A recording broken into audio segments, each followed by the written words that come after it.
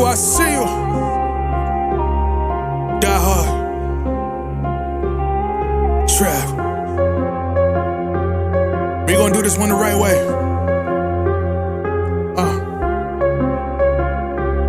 We in here forever. Yeah. Die hard.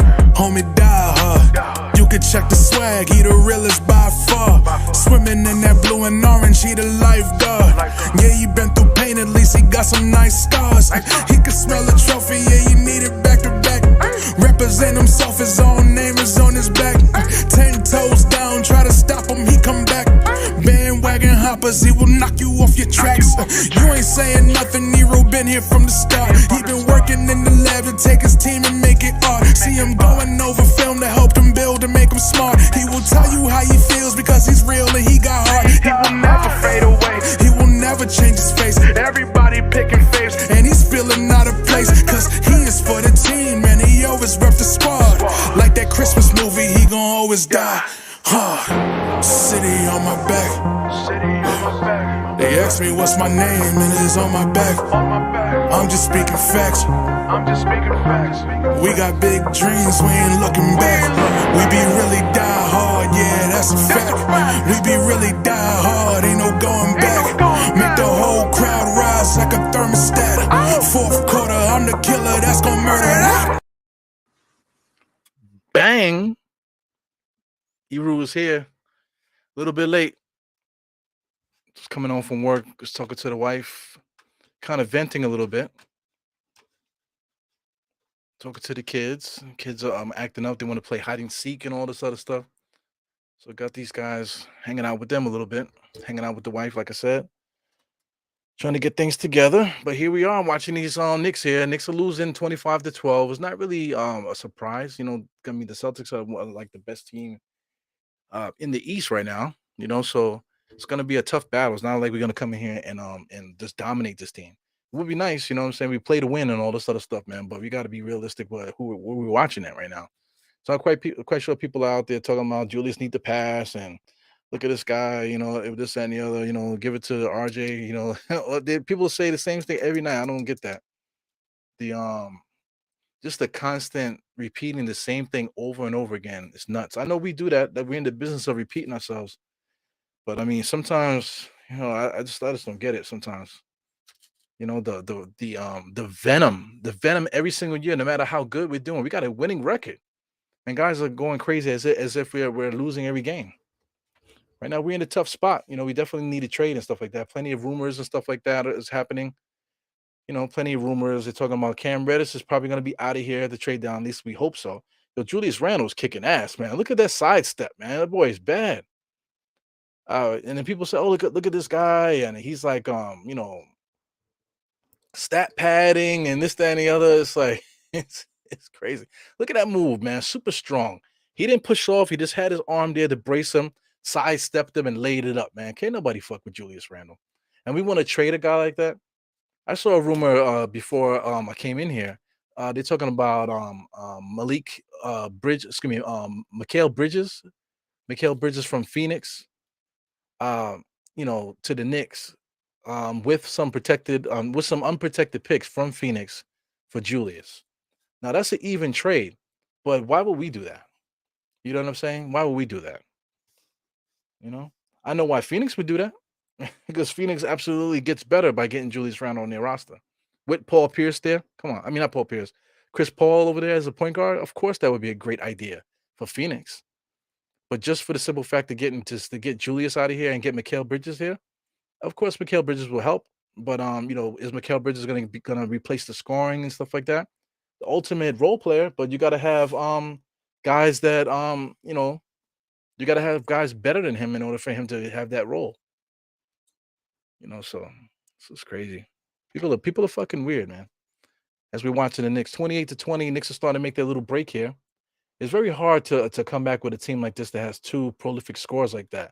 The Knicks got him too, man. You got to count on Julius and Brunson. Right now, Julius is feeling it. And he's not using his teammates right now. It's being double teamed, triple teamed, but he's feeling it though off the glass there.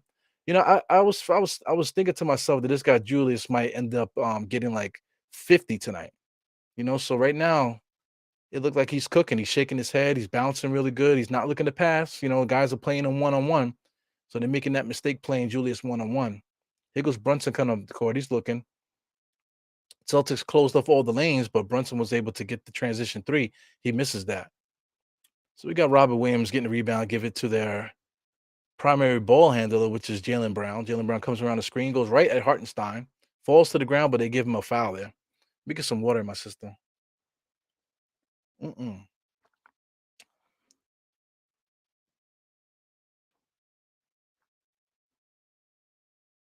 Fucking thirsty, man. So let me tell you that like people have road rage, right? I get rage sometimes too. Sometimes when people come in the comments, I didn't see nothing to the comments. I see people talking. There's about 25 comments in here already. So thank you guys for popping in. But let me tell you about road rage, man. So I'm getting off work. So I'm on whatever street that I'm on, busy street. So I'm about to make a left. This is an extremely dangerous corner, right? So I'm about to make this left. And behind me, the guy is like flashing me and blowing his horn and stuff like that because he wants me to go. So my thing is like I'm not gonna risk getting into an accident just because somebody behind me is blowing the horn and flashing me with his lights. So anyway, he's like jabbing, and then he finally goes. And then when he finally goes, why he almost got hit by a car and why he almost killed two ladies crossing the street. You know what I'm saying? So after he did that, after he blew the horn and did all that stuff, and he did that, he almost killed himself, almost killed two ladies. You know what I'm saying? Hold up traffic now because he has to wait for the people to cross, and they're yelling at him because he's crazy. And then the people are blowing at him. So then when I get behind him, I start blowing him, just to be a dick. Then I was dragging behind him. I said, you know what? Let me stop. Because next thing you know, it's gonna turn into something worse than that. So I just let it be. Yeah, man. So when he eventually went ahead of me and parked to the side, and I almost threw a bottle of piss at him. Where did I get the bottle of piss? That's for me to know, for you to never be on the left hand or right hand side of me if you want to have some road rage shit going on. Because I got a bottle of piss for you. Okay, I'm just letting you know. I'm not telling you how long I had the bottle of piss in the car, but listen, I got a bottle of piss for you if you want to fuck with me if I'm in my car. Okay, just letting you know. So anyway, the moral of that story is, man, we just got to do better. We just got to do better. Keep your temper under control and not leave it like that. You know. People get mad at me on here. Every once in a while, somebody comes on here. Like I think like 2 nights ago, or maybe like the last time I was on, somebody came on here talking this shit. So, oh, you always talking shit, blah blah blah blah. Man, whatever. So, why you watching? Why you watching? I'm always talking shit. Yeah, I mean, this is a podcast. People watch on podcasts because people be talking shit. You know what I'm saying? Nobody says nothing about certain people out there. They get to say anything they want to all day long, and nobody says nothing to them. You know what I'm saying? So I guess I'm not cool, right? I'm not part of the cool kids. So only the cool kids can say crazy stuff. I don't know. It is what it is, guys. Shout out to Geraldine, man. Big shout outs to Geraldine. As always, Rob Bracy. These are my guys, man. I love seeing you guys come in here. You got Geraldine, Rob Bracy. You got surveyed 100 people. Another guy that's always here. Cormega, my guy too, always here contributing, always here hanging out with me. Definitely, man, big time. So he's talking about he went to Boston. You went to Boston to see the game, had one too many, and I'm watching from my room. Oh my god. Wait a second. You went to Boston and watched the game and you didn't make it and you had to go back to your room. What is wrong with you? Listen, man, I just finished having a conversation about a talk really about road rage and stuff like that. Boston is not the right place, to be a Knicks fan and drunk. You know what I'm saying? You gotta be careful out there, man. Be careful out in these streets. Boston is a crazy place. Boston is a beautiful place, not for nothing, man. Shout out to New York. New York is New York, but other big cities too, man. They're big cities for a reason. And a lot of beautiful cities out there. Boston is one of them. I like to drive around Boston. Even like the hoods and stuff like that. It just it's kind of cute to see what they consider hoods and what they the different areas around and stuff. It's interesting. But beautiful city, man. I've been there a couple times hanging out. I've been there. My wife has family out there, so I have family out there. My uncle lived out there for a little while, so I always wanted to go out there just to retrace his steps. Rest in peace to my uncle, man. Here goes Julius, man. Julius is going for it. Here goes another shot. They can't contain him. So listen, I think Julius Randle might be trying to get 50 tonight. So I think that's a good look. Right now, Julius got 14 points in the first quarter. So 14 points in the first quarter. He got his Kobe shit going on tonight. Here goes Jalen Brown. So the step give and go back to. I mean, the Celtics do a good job of using each other, moving the ball back and forth. Just now was a great example. They play hot potato between Brown and Robin Williams, and then they found what's his name, Pitchard, whatever his name is, the white point guard, number 11 on Boston, playing really good defense on Brunson. Definitely stripped him just now. Gives it to Jalen Brown. Jalen Brown comes out there. And he wow. He caught it. What did he call it? They call it a stinger. He caught a freaking stinger at the top of the rim there. Try to dunk it. So Julius said, "I'm not passing today. I'm just going to be chucking my shots up." Because this Pritchard dude dribbling, looking, give it to Brown. Brown holds it, looking, dribble, finds this guy Pritchard. Whatever, pulls up three, no good.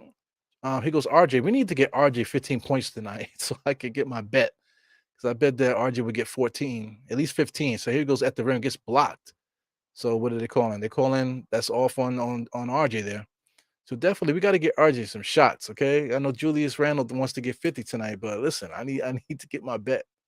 You know what I'm saying? So Rob Bracey, man, get your shit together, bro, man. Don't be getting drunk up and drive up to Boston to get drunk, and then now you fucked up out there. Come on, man. Come on, man. Come on, skinny man. Good shot by RJ. He tried to get it way up off the glass there, but a little bit too high. And number 13, good defense by Deuce. Oh man, I forgot Boston had Brogdon on that team. Williams over to Pritchard, fakes the dribbles, gives it right back to him. Mid-range little layup there. So they can't make anything. Reset the shot clock. Brogdon wide open 3-point shot. Deuce finally gets the rebound. So he's pushing the ball up there.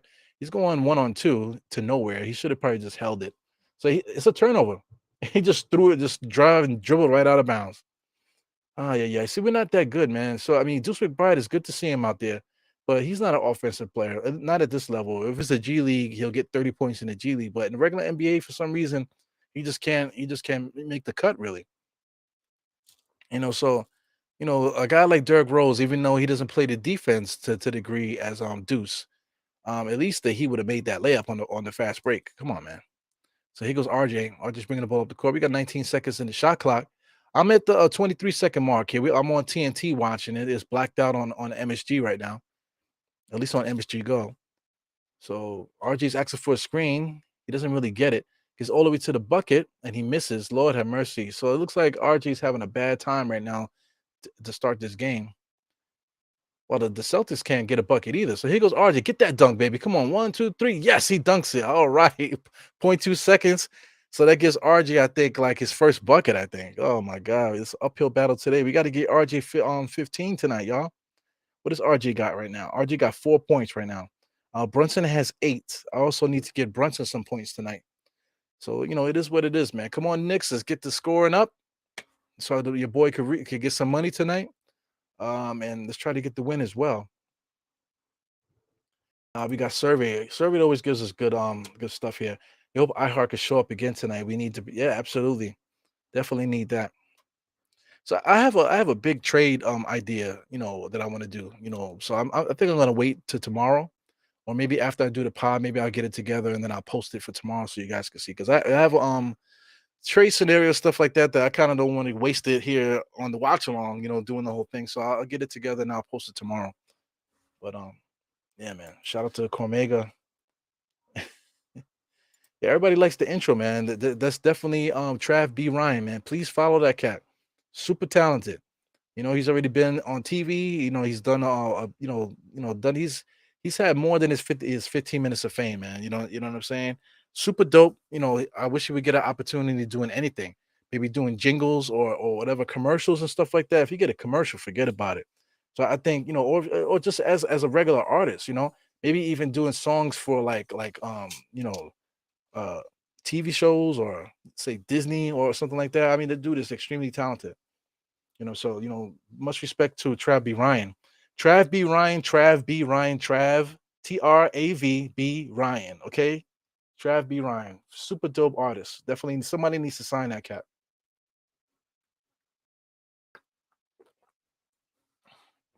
Oh, delicious. Look, guys. I know you guys got Costco and stuff like that because this is the time for it. We can't be able to afford. I can't afford to be going to Key Food and shit no more. Clear Choice. You guys know all about it. Clear Choice. Don't be buying all them up, okay? because they're delicious.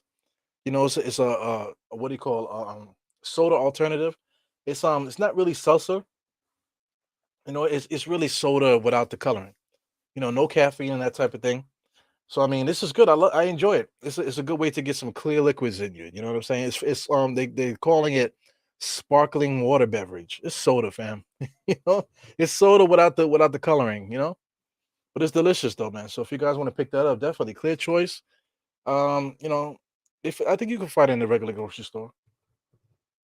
You know what I'm saying? But if you can get it in bulk, get it in bulk. They're really good. It goes a mighty finesse. Play manhunt. Sorry about all the snorting, man. I think I'm getting sick. Been standing on a 3-story building when the wind blowing today. I mean, all week. Matter of fact, that's literally my job. Been working the same job for months now.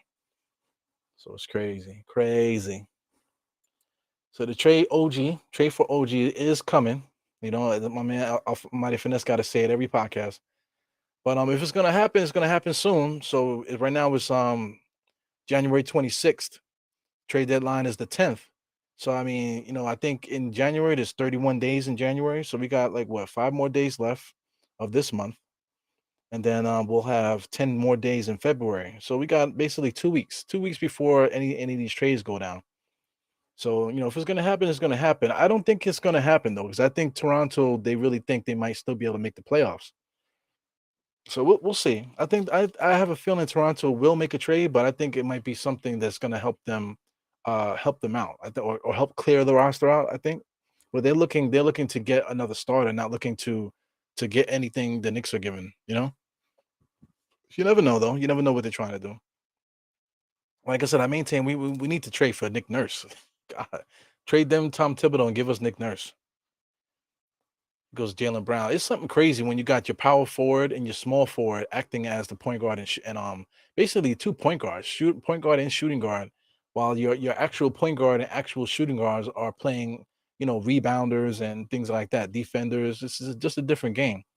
So here goes IQ, like I said, being guarded by what would be let's say like an early 2000s, 2010 small forward and what's his name, Eric Williams. I don't think his name is Eric Williams, but I mean the Williams cat, light skinned one. He would be a small forward in the early 2000s. Now he's like more like a power forward in this day and age. Anyway, here goes IQ in and out dribble being guarded by Derek White. Derek White comes right over the top, lays it right up on him. So IQ has been playing a lot more stronger lately. Not really relying on that floater to nowhere. He's been very, very aggressive. Still not finishing strong enough for me, man. He's still going for trying to look for the foul rather than trying to make the shot. I don't know what kind of defense Obi was playing just now. Obi tried to release just now, but this guy Jason Tatum was fully aware of it. So he goes high iHeart in the right position there, gives and go, sets the screen there, playing hot potato with IQ. Good stuff there. Good pass there to Deuce, man. Deuce had a layup, but he chose to give it to iHeart. iHeart gets the foul there. So that's a problem with Deuce. Deuce is not looking at the basket. So Deuce drives. He doesn't have. Let me raise this a little bit. I'm rubbing it on my shirt. So Deuce is not looking at the rim. He's just looking to make a play, and he's looking for the scores. He's not going to try to score. Not that we want him to score either. He's not ready yet. He might need to go back to the G League or something, man. Like I said, he gave us that spark when Tom Thibodeau went to the 9-man rotation, but I think that spark is dead. But then by using him as a spark and keeping him there, now you didn't kill Derrick Rose, you didn't kill Fournier, you kill everybody else on the roster too. So, the only way that we can get that new spark now is via trade. You know, Shout out to Jarrell. What's good, Jarrell? Yeah, Valentine's Day is coming up. That's not for me, man. That's for you guys, young guys that like to waste money on Valentine's Day gifts and getting fresh. Taking your girls out for dinner.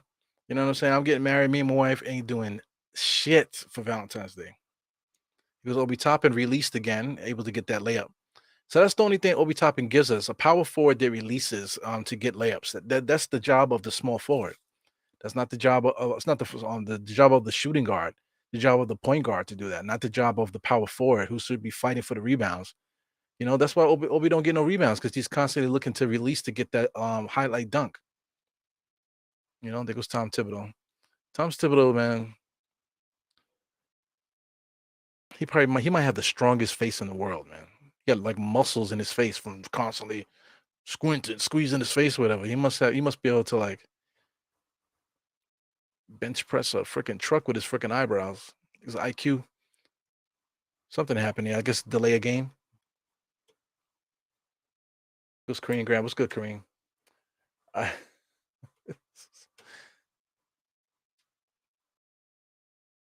yeah. To hell with them. This is your pod.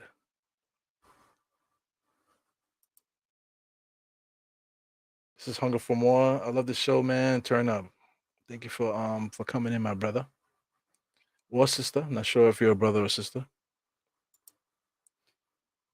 Give all your salutations. Here goes RJ misses another shot. RJ, come on. Today is not the day for you to be missing all your damn shots, man. Ay, ay, ay. Number 30. Number 30 kicks our ass. What's his name? Number 30. That's not Corny. That's Hauser. Hauser kicks Julius Randle's ass. Randle's not in the game right now, but it is what it is. Obi Toppin was just jumping up and down to get that 3-point shot. I just don't like that he does that. So while I'm talking, man, the Knicks went on a 10-0 run to get back into this game. So this is going to be a good NBA action game. Knicks are not a bad team. Look at Williams sidestepping number 12. Wide open 3-point shot. He makes it. So what is his name? His name is Greg Williams. Okay. I said bunch of other Williams. His name is Greg Williams.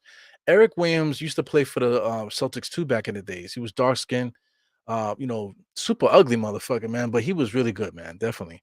He played with Paul Pierce and Antoine Walker back in the days. Really good player. Those were some fun teams for the Celtics. Luke Cornett there, old school Nick player there. Cross court pass back to Mr. Williams there. It goes Tatum on the inside, easily up there. IQ's pushing the ball, trying to take advantage of some fast breaking there. There's nothing there.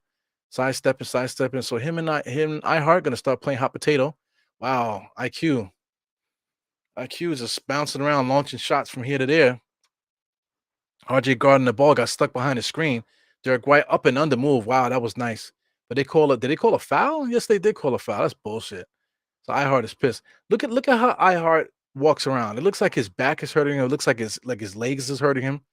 Just his body language. He just looks like he's hurting, but he just won't. He refuses not to not play. So Sims is coming in. So something happened with the substitutions. Yeah, I don't know what happened here. So they're making him wait, probably to after the dead ball, after the shot here. I mean, RJ needs to score, man. I know we got 3 more quarters here, man, but he's making me nervous, man. All I need is 15 points from him, and I get some bread tonight.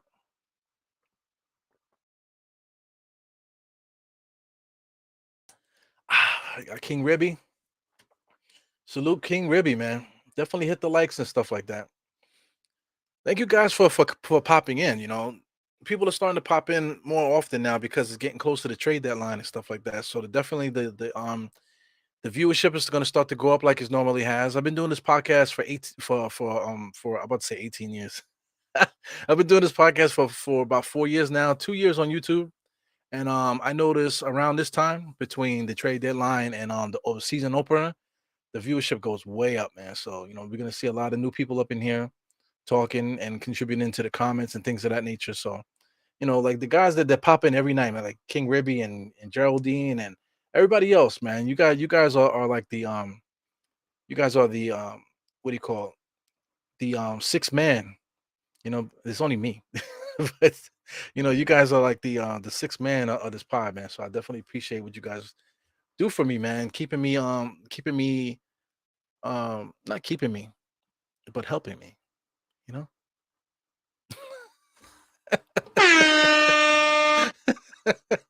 What the fuck? Yeah. So I'm looking for somebody I haven't seen. So Harlem CEO, there you go. I haven't seen Harlem yet. So these are my guys, man. Definitely the sixth man of the Dynamics podcast. IQ is looking for his shot, man. So he just pulls up and makes another 3, man. So you can see he's hot too. Definitely smoking. He got the little the fire in his eyes too. Brunson's looking to come in there. He's starting to look like he looks like Stone Cold on the side there, getting pumped up. Turnover by Tatum there. Deuce kicks it out to Grimes. Grimes fast break 3-point shot. He makes it. So those guys feed off each other really nice. Like I said, Deuce is not looking for a shot. Deuce right now is really a spot up shooter in the corner, that type of thing. He's not going to do anything for us other than play defense and push the ball, really. Here goes Derek White, gets into the paint, kicks it back out to Number 30. Wow, Grimes really gambled on that pass there, able to get number 30 the shot. This guy is good, man. Hauser? What's his first name? Sam Hauser. Sam Hauser. Oh yeah, yeah. That kid is good. That motherfucker can shoot his ass off. He's been scoring 5.6, 2 rebounds. He's just a bench player, 6'7", 217. You know, the prototypical 3-point shooter off the bench, man. Hauser. He had a big game, I think, this year against the Knicks already. Tatum is being guarded by Grimes there. He's asking for a clear out so he could take Grimes off the dribble. Goes right inside, finds the shooters in the corner. Williams, they called travel. Williams did travel though. He did shuffle his feet before he started dribbling. Shout out to Julius. Julius is chiseled, man. He stays chiseled all year. Shout out to him. But look at guys like Al Horford. Al Horford is a big guy, but he doesn't look as swollen and chiseled as Julius does. The reason why I'm saying it because I'm looking at this kid Williams here. Williams just looks fat year round. He's an NBA basketball player. I know he's in shape. His body fat percentage is probably really low, but the back of his neck, looks like a pack of hot dogs. You know what I'm saying? And he just looks like he has sleep apnea. NBA. This pro sports. You know, um, it's just very, very crazy. How people's bodies look and stuff like that, but he's still able to maintain a level of fitness. Cardiovascular fitness. So it's amazing how they do that. Speaking of fat guys playing basketball, I support was went out to support one of my coworkers. He's a referee, so I commend him, man. We do 12 hours a day, and then 2 days out the week he goes out and he refs games in his tournament that he's running. You know what I'm saying? He's helping to run. He's a referee as well. So he's a really good referee, man. So I got to see him in action, so I got to see his personality out there. So, very consistent personality from the way I know him. So he's a real one, man. I didn't need that for clarification. He's a really good dude. Through him, and I got to meet some other guys that do Knicks content. They do it the old school way. They have a podcast as well, but they actually do it on a let's say an internet radio show. So I don't have the name of the show offhand right now, which is annoying me right now. But I do follow them on all social media platforms. So if those guys are taking a look there and you're in the chat listening, please hit the chat and and just put your information there, and then I'll share it. If you guys are taking a look to see what I'm doing here tonight, behind the scenes, just go right into the chat and put a link to whatever you want to link to, and then I'll definitely share it. I'll see if I could put it up, while I'm doing this show here. But like I said, I think it's bars and hoops, something like that. I don't know. I don't know what the hell their podcast is. I can't think of it right now. So that makes me feel sad because I did write it down, but where I wrote it down is not near my computer. That's foolish. Foolish. Let me see if I can see. Is it bars? Let me see. I think it might be bars. So I'm thinking bars and shots. That's I am Jarrell's old podcast. They still doing it actually. They calling it something different, but it's definitely something similar to that. Bars and hoops. There you go. It's literally called bars and hoops. So I found it. So they're called bars and hoops. So let me do this, guys. Let me do some promotion for these guys here, because like I said, they run this tournament, really nice tournament. They really cater to city workers and stuff like that. Really weekend warriors kind of thing. Guys that want to play hoops still, but they work for the city and stuff like that. So let me just do this. Let me just do this for the before we get really deep in this game here. I know the Knicks want a timeout or something right now. They're still on commercial. So while they're on commercial, let me do this digging, guys.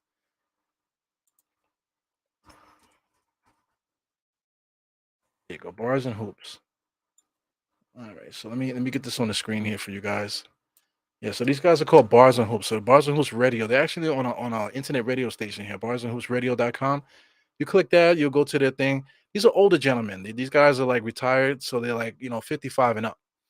So but that doesn't mean anything. So but still, you want the older style of radio, whatever, tune in. They talk about all different kind of sports. They talk about all New York sports. But they do talk about Knicks and stuff like that. I may pop on their show on Monday. We'll see. But just want to give them guys a shout out, bars and hoops. Check them guys out if you like to do the internet radio stuff, just something different, a different voice to listen to. They have their fan base and stuff. So just crossing my fan base over to theirs. So anyway, we're back into this game. Uh, Williams just hit another 3-point shot, man. So I mean, the Celtics are doing their thing, getting 3-point shots and stuff. The Knicks are running their offense. It's really working a lot, really hard. IQ basically was running the offense for the better part of the beginning of that first quarter. There, Brunson came back in there hungry, so he took his first shot. And he misses it. 47-49. We got 4 minutes and 22 seconds. I hope I'm not too far behind you guys. I mean, I'm at 4:22, like I said. Here, I think I'm almost like a minute behind, man. Shit. So I hate that. But I mean, this is TNT, so I don't think I'll be able to get any closer than that right now. So I guess I'm about 20 seconds, but the regular. I'm usually about 20 seconds behind. So I mean, they're just shooting threes out their ass as Brogdon just scored. So it goes IQ and Brunson are going back and forth. So IQ is off the ball now. So Brunson is on the ball. So that works. We showed that work when IQ started. So they really play really well off each other. Brunson finds IQ in the corner for three, launches it right away within rhythm, but he misses it. So the Celtics are pushing it up. Brown is in his office there. Gets this guy Williams another 3-point shot. He misses it. So I gotta get money's name. Greg Williams. Lord have mercy. IQ's bringing the ball up, being guarded by Brogdon. Takes a pick from Jericho, ignores it, calls him off, gives it to Brunson on the right. Brunson at the top of the key. He's going to pull up, stutter steps, spin rules, shot up. It might be goaltending there, but IQ was there. IQ was underneath the basket getting the rebound. Where are our rebounders? Our rebounders are already up the court, and IQ is down there fighting for rebounds and gets the finish there. 49-51, Knicks are down. We got Brogdon giving it to Jaylen Brown. Back to Brogdon. Another three is up. Misses that. Here goes Jericho Sims. Gives it right to IQ. IQ is looking. Obi Toppin is pointing his fingers in the sky. He's open now for three, so he's going to put his hands in the air in a second. Here goes Brunson. Brunson and IQ going back and forth. Wow, IQ just launches it, but he makes it. Sheesh. IQ just got the look of a killer in his eyes tonight. He's definitely feeling it.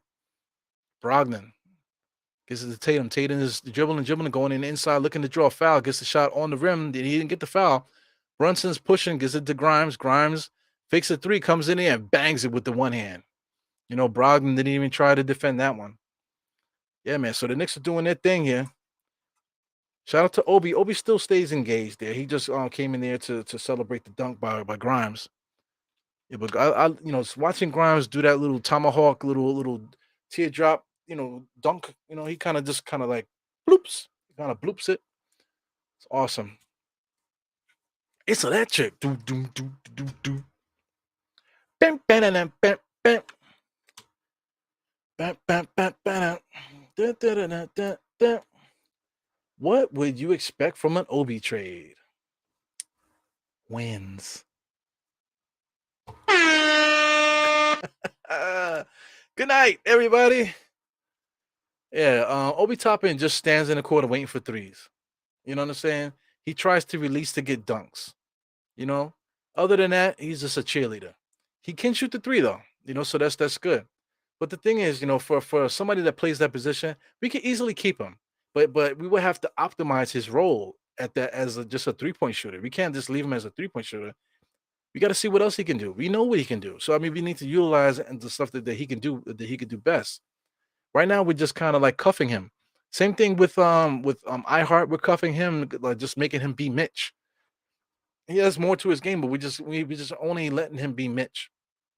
A couple other players too that you could pull to that these guys are only we're only taking advantage of maybe one or two things out of their skill set, and then we just kind of like clamping them up or just straight ignoring them and like Cam Reddish and Fournier.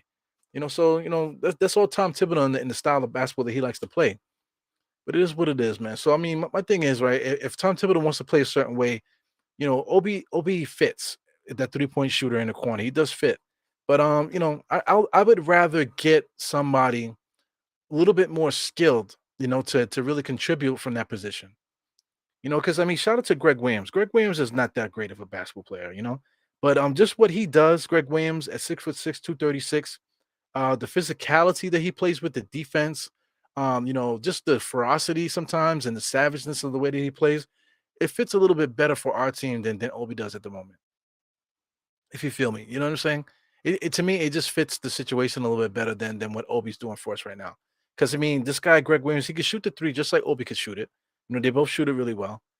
So but like I said, at the same time, it's the physicality that helps out the hard defense, him being able to actually defend a power forward and still actually be able to defend a small forward. You know what I'm saying? So I mean that's more important than anything. Same thing like a Jay Crowder. Jay Crowder's dangling. He might be traded before the trade deadline. At least I hope he is, because I mean somebody needs that guy. Hopefully it's the Knicks. We'll see what happens with that. But getting a Jay Crowder is a little bit better because he can shoot the three. Same thing like Obi. But the only difference with that is that the Jay Crowder is a notorious dirty player. The guy's going to get in there. He could defend power forwards. He could defend small forwards. You know what I'm saying? And he's going to provide the help that we need from that position. Physical and the physicality wise. At the same time, Obi Toppin could go to another club and they'll take advantage of all the other things that he does good. And that's good for Obi. Because I don't care about Obi's career. I care about what's happening with the Knicks. So if you make a trade and Obi Toppin goes off and becomes the third player that gets better, because people say, oh, every time somebody leaves the Knicks, they play better. No, they don't. Like we already said, that is Rod Strickland and Ariza. The only two guys that actually had better careers once they left the Knicks. Up until this point, nobody else has had a better career once they left the Knicks. Maybe they won a championship, but a lot of them weren't even contributors to that championship. You know?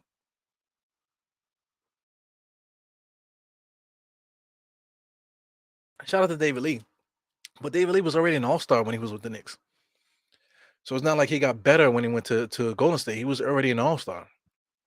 So we already went through down that rabbit hole. So if Obi Toppin goes to another team and he becomes some guy that's really good, then that's good for him. But if the Knicks win the championships, then that's better for us. So that's where I feel about that. What I expect from an Obi trade. I just expect somebody that's going to come in here and give us something that we can actually use out there. Because look, Obi Toppin's not in the game right now. And people ask the question, how come Obi Toppin's not playing? There you go. That's the reason. He doesn't contribute to the style of play that we want to play. He goes not Obi, Brunson posting up.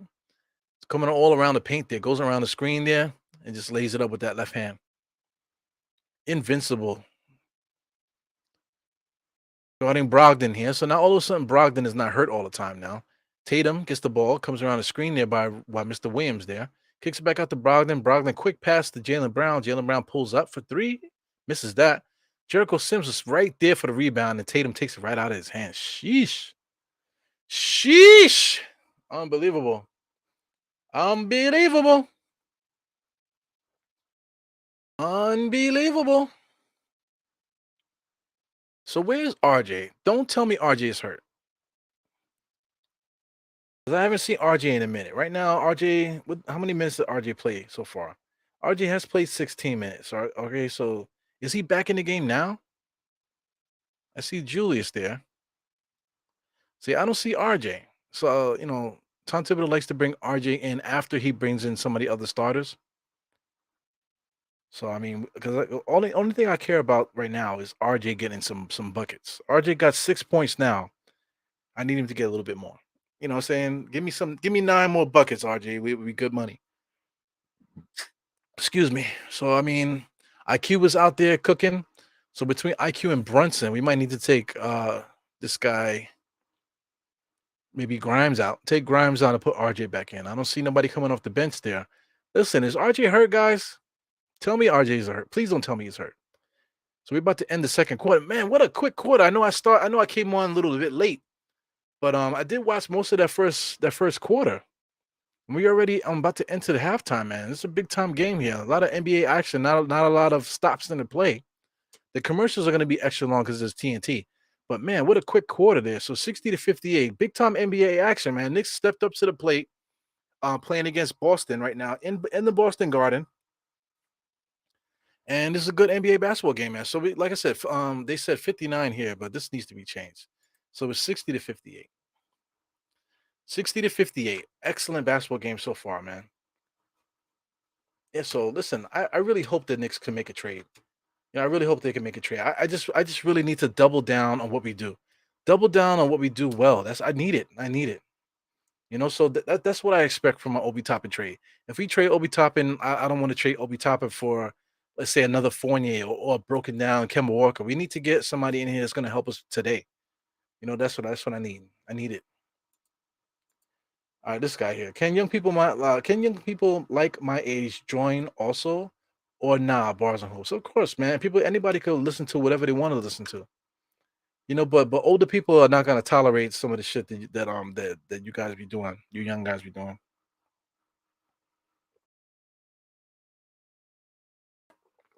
Oh, so good. So let's do this. Let's do this halftime stuff. Chop it up with the numbers. We got the game. No, let's do the summaries like I always do.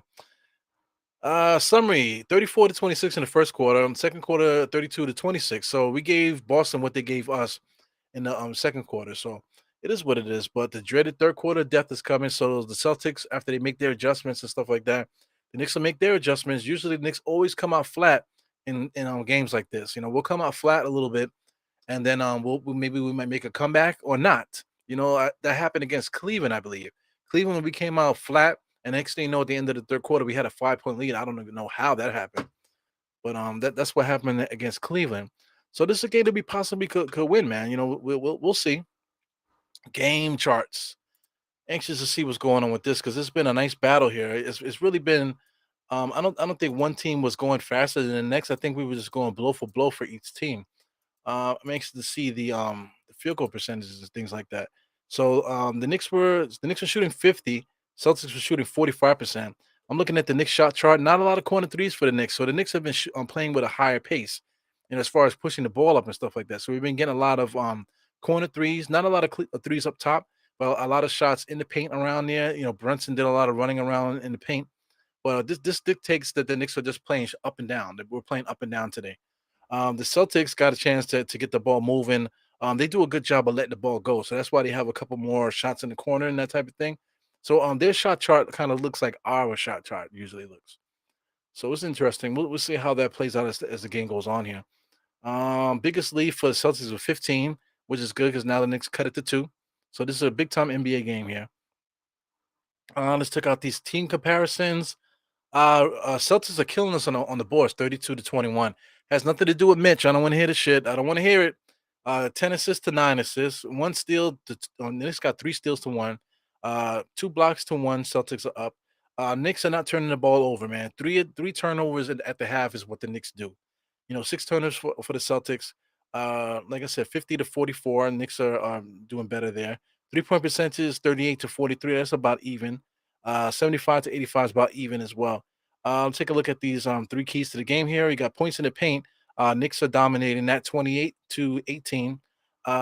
Second chance points is the Celtics here with 14. So they've had a lot of rebounds, man. There was one sequence, not one sequence, quite a few sequences where they just seem to be getting on the ball a lot faster than the Knicks. One thing about that is Obi Toppin. Obi Toppin is not inside fighting for the rebound. He's looking to get those cheap dunks and stuff like that. So that contributes to the points in the paint and stuff like that. Because instead of defending the paint and rebounding and that type of thing, he's on the perimeter trying to get sneaky dunks. You know what I'm saying? So it is what it is. So 7 to 6. Some of those sneaky dunks by Obi contributed to that 7-point fast break points there. So it is. You take the good and take the bad, but like somebody at his position, you need help inside. You need help on the boards and fighting on the inside. You can't be complaining about iHeart and Jericho Sims what they do if they got 4 Celtics there fighting and there's only one Nick down there. So we can't complain about the rebounding and stuff like that if that's what's going to happen, especially defense or anything like that. We can't really do that. So I'm taking a look at the TNT. They call him Julius Randolph. So that's a compliment. Julius Randle plays above the rim though. He's been getting up banging it on people and stuff like that. But also too, Randolph was everybody knows that he's like tough guy. You know what I'm saying, on and off the court. But he never had those outbursts. If he had an outburst, it's because somebody deserved it.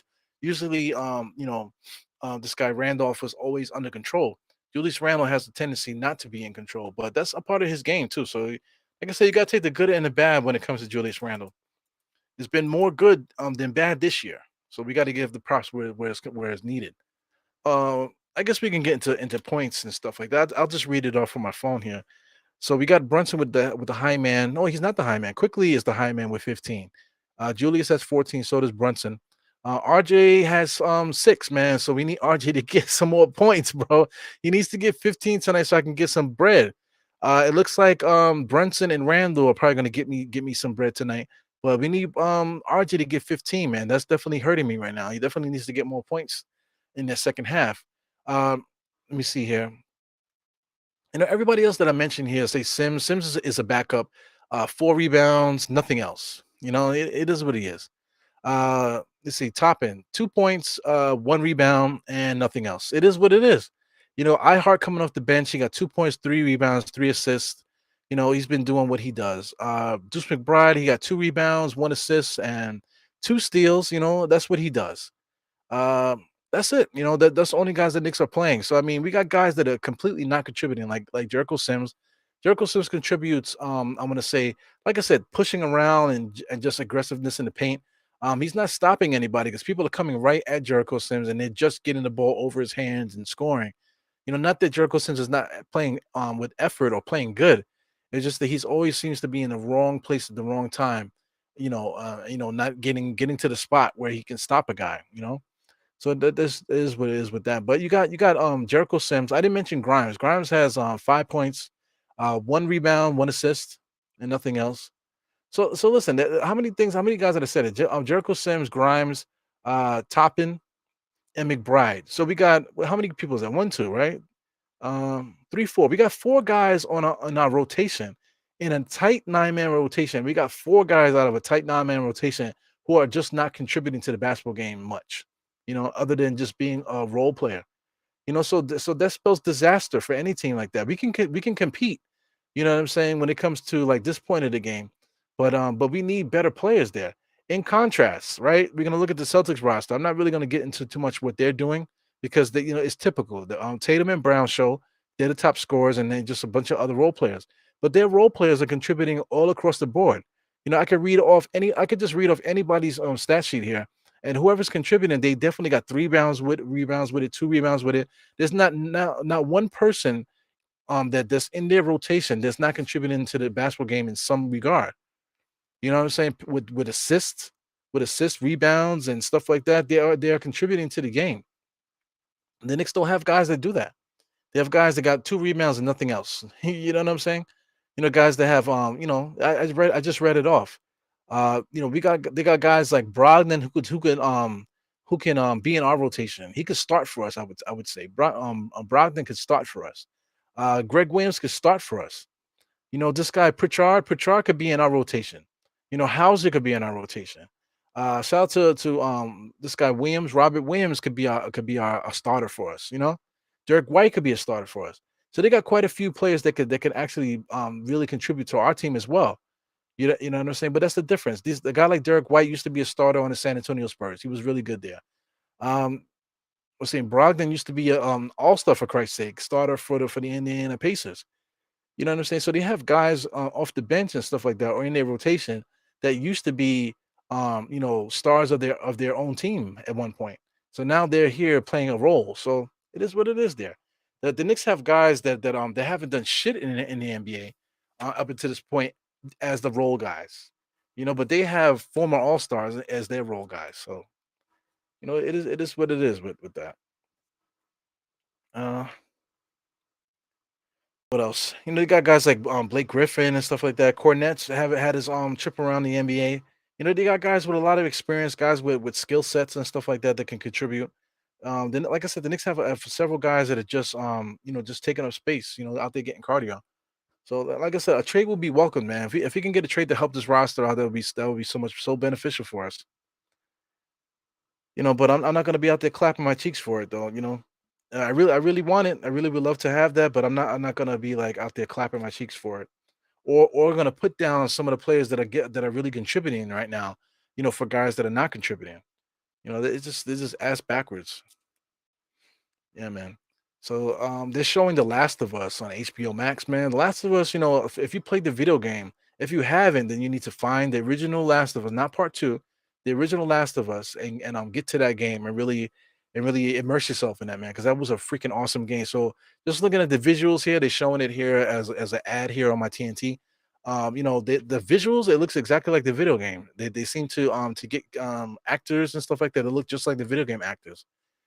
So if you haven't tune into it. And if you're into video games, please find that video game and just play it from the beginning. If you never played The Last of Us, Crack it open and see what's up. I got to get The Last of Us 2 because part 2 came out.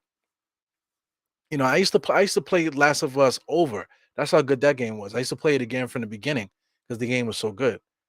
So definitely got to get part 2. So shout out to everybody here. You see, Kareem, you guys are all loving each other. I see that.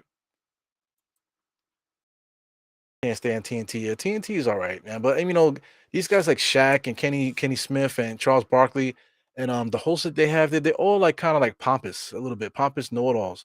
So that's not how I like to watch my basketball. I don't know. I don't want to see pompous know-it-alls. So I don't think I'm a pompous know-it-all. I'm just here talking my shit. But I don't think I'm not here like telling you guys how smart I am and how stupid you are. You know, that's just seems like what they do.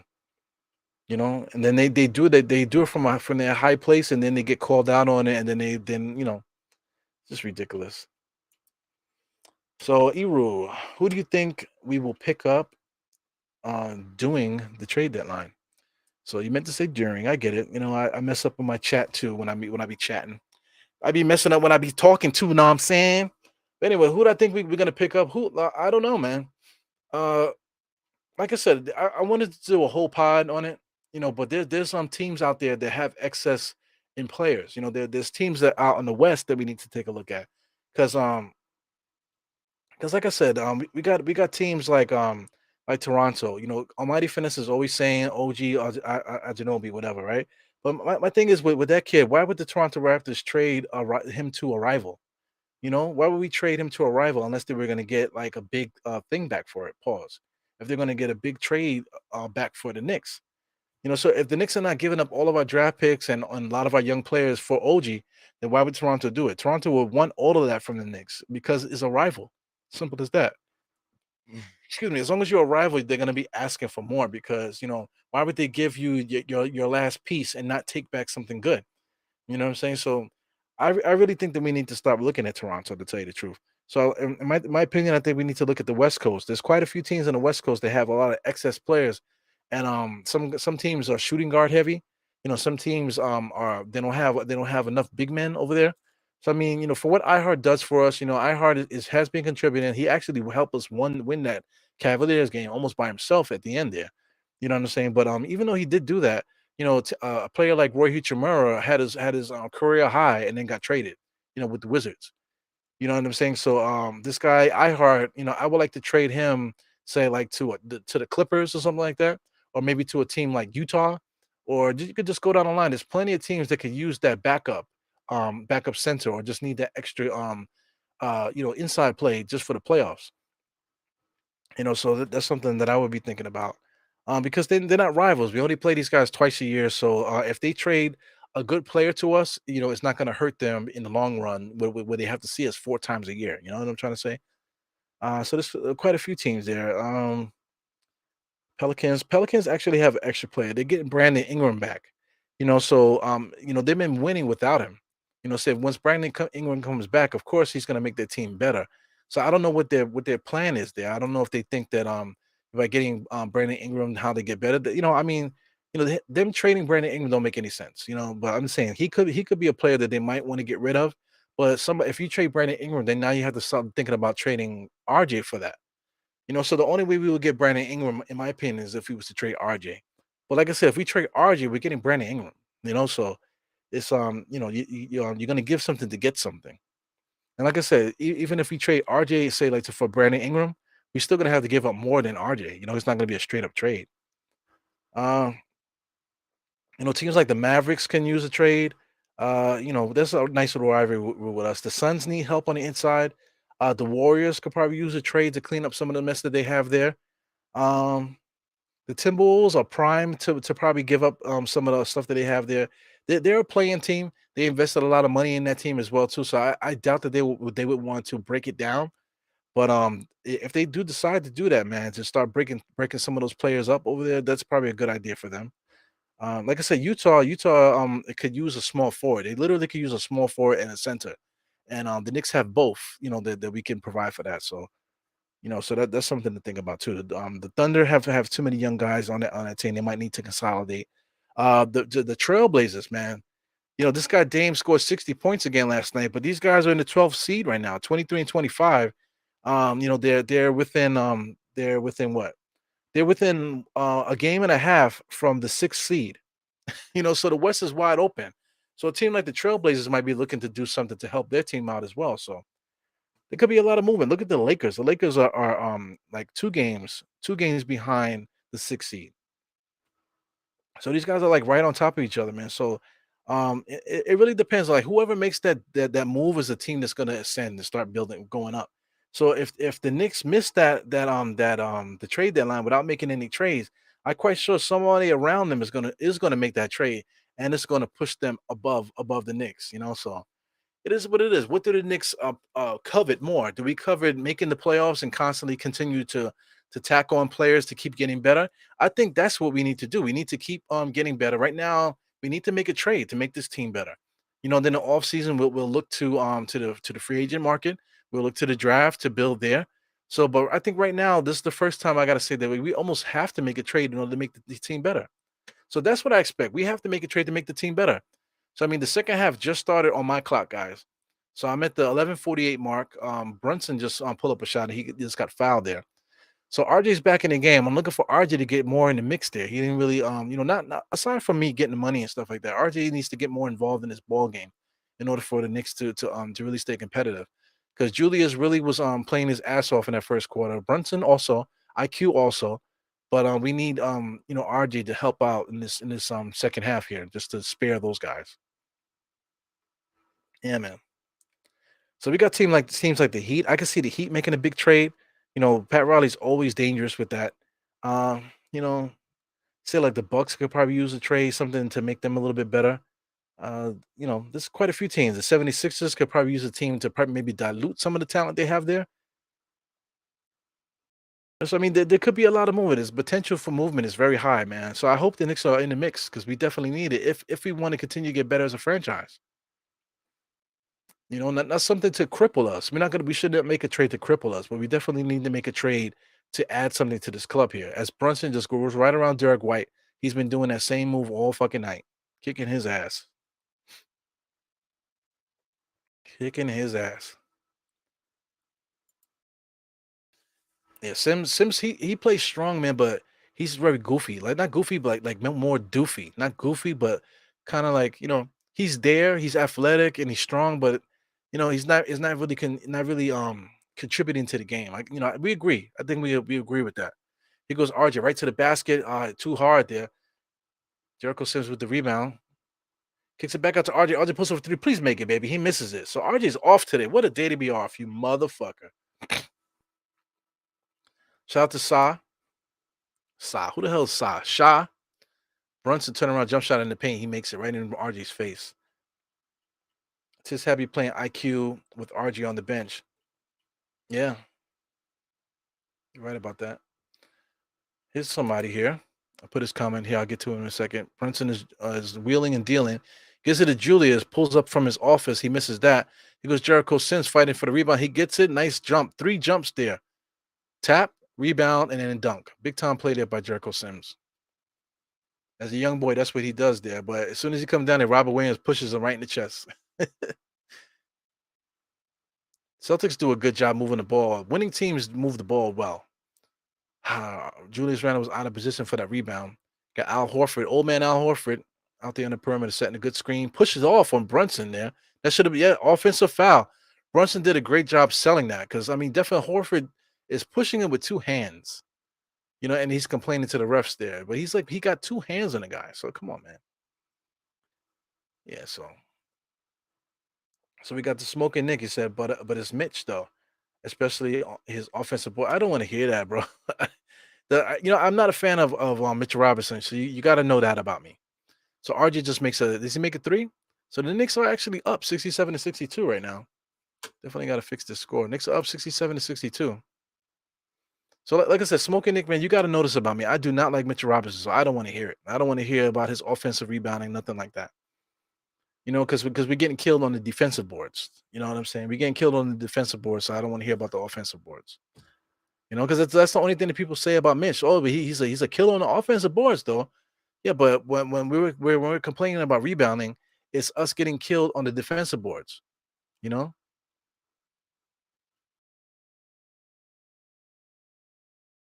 The Celtics are getting their offensive rebounds like crazy. They actually leading us in rebounds today. Is that because Mitch Robinson not there? I don't think so.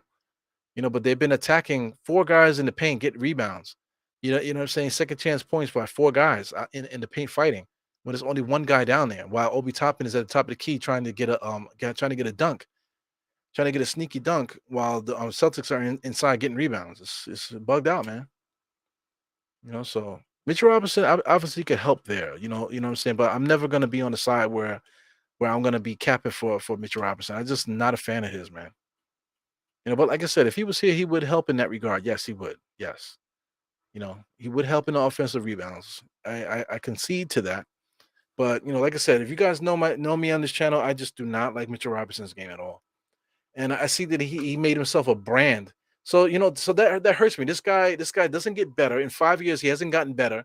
So now here in the fifth year, he creates a logo. So what is he gonna start selling T-shirts and stuff like that? What is he gonna do? Like, what is he doing with this logo? So that fucking annoys me. The guy doesn't have any post moves in year five. Super athletic, super long. He should be dominating in the point in the post on all fronts at this point of his career.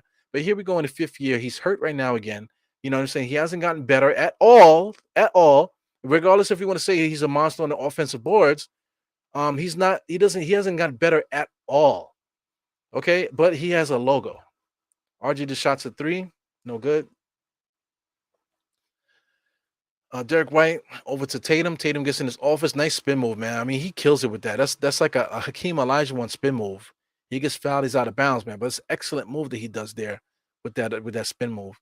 That's something that the kids need. Oh, look at this. That's something that kids need to really implement into their game. You can't really stop that. That's the Hakeem Olajuwon spin move, man. That shit is awesome. I could do that a little bit. At least I used to be able to do that maybe like 5 years ago.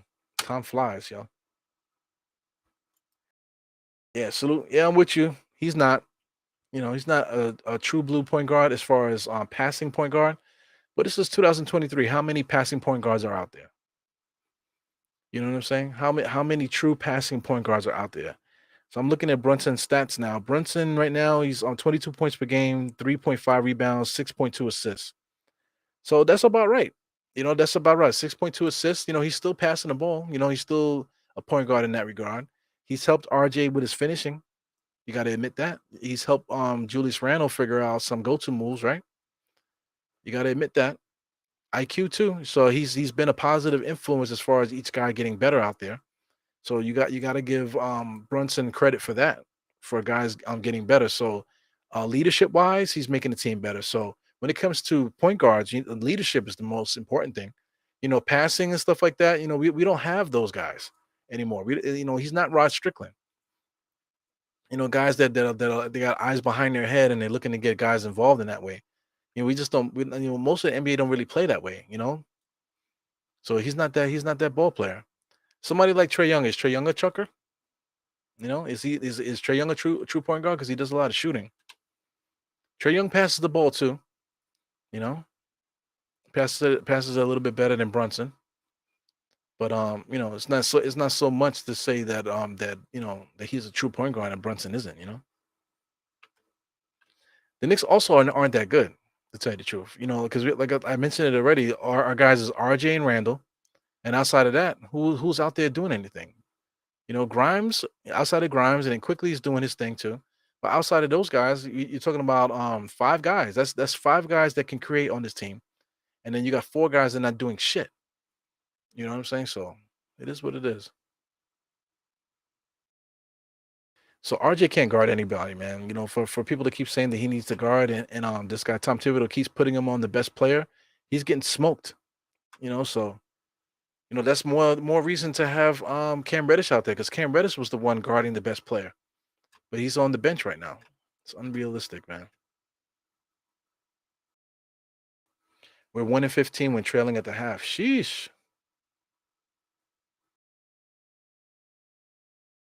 Yeah, Barkley is the man. Yo, is Barkley? I guess that was at the halftime. So let me there's quite a few people here. I see Phil Casanova here. Is that your name, Casanova? Yeah, Phil Casanova. He said they didn't even cover the game. They always disrespect the Knicks at the halftime. Always. They're gonna trade Cam for picks. The big moves are coming in the offseason.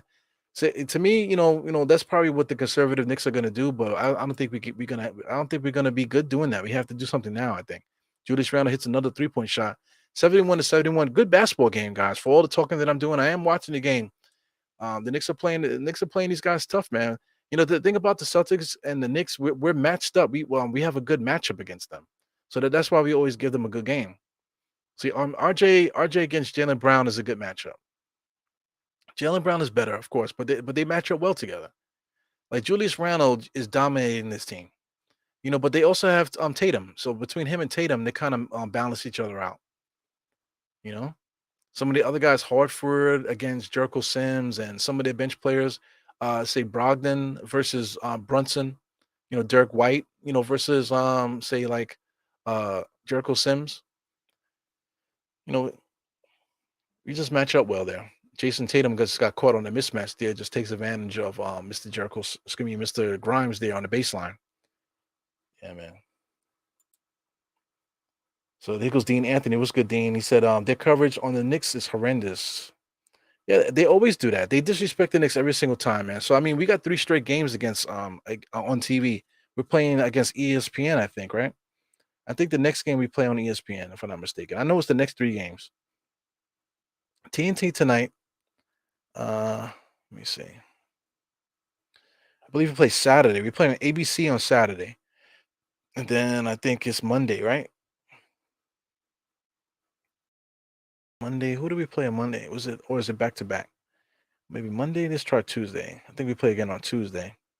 Yeah, we play the Lakers on TNT again on Tuesday. So 3 games back to back on national TV.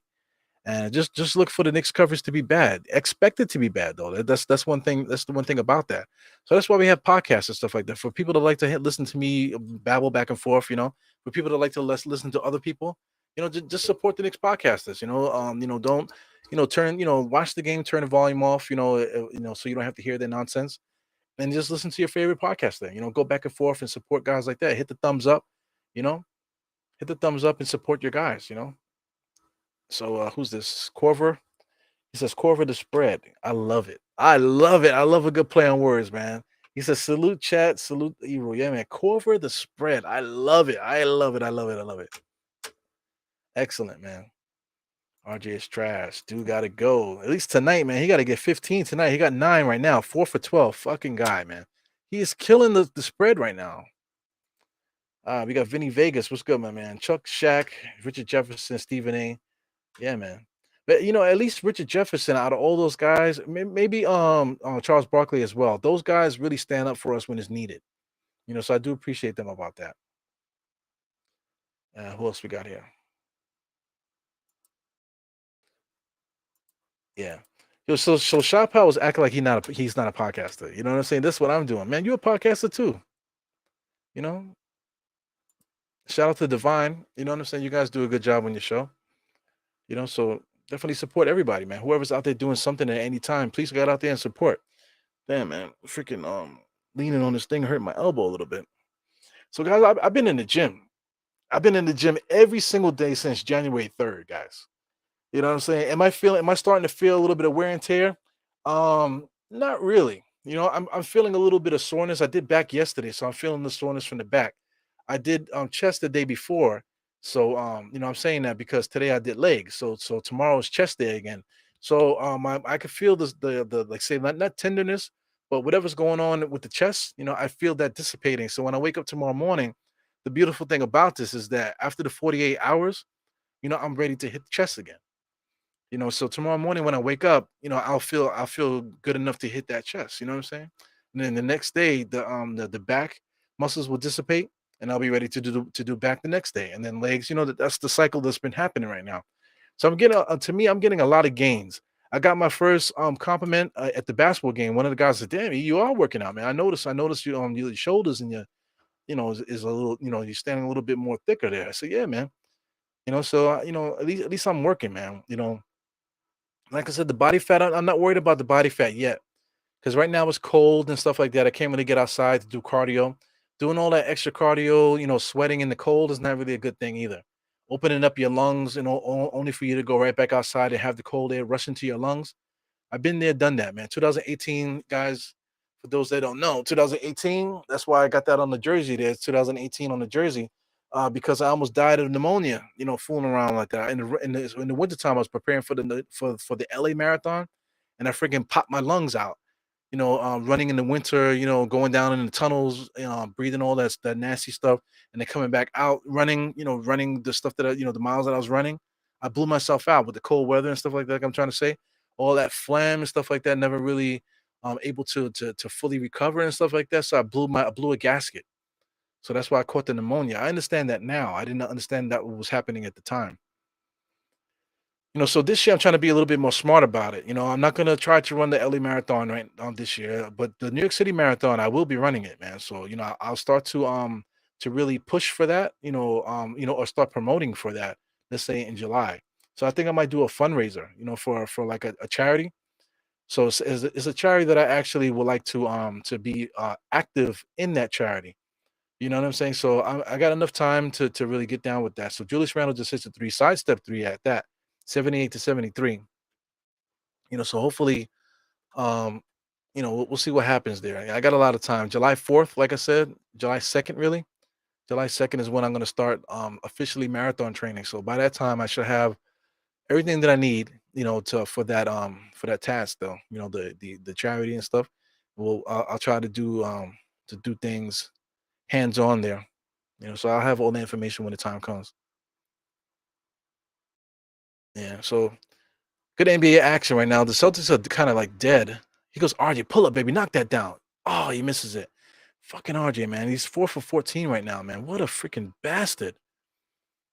All he needs to do is score 5 more points, man. Not no six. He needs to score six. Yeesh. He needs to score six. So two threes. He needs to score two threes, and that'll be good. We're getting close to that fourth quarter, man. RJ needs to get some buckets. He's gonna screw up a lot of people's money tonight. And Julius Randle is hot, man. Julius Randle got, what is he at? 24 right now. He's playing a really big time game. Who is the Celtics coach? They have another young guy there. He looks like a former basketball player. He goes, Howard fakes a three, beautiful, man. Drives, can't get the ups like he used to. His legs gave up on him there. He goes, RJ coming down the lane there, gets a layup on, he misses it again. I mean, RJ is missing everything tonight. Oh my God. He goes, Brogdon. So what happened? The Celtics are calling a timeout. Yeah, yeah. 73, 80 to 73. Knicks are winning, so that's good, at least. But RJ, I need RJ to score some points, guys. Uh let me see. No, I was just getting on shot just now. Oh, Trish D. What's good, Trish D? Sims needs to be more aggressive. IQ should be starting over RJ.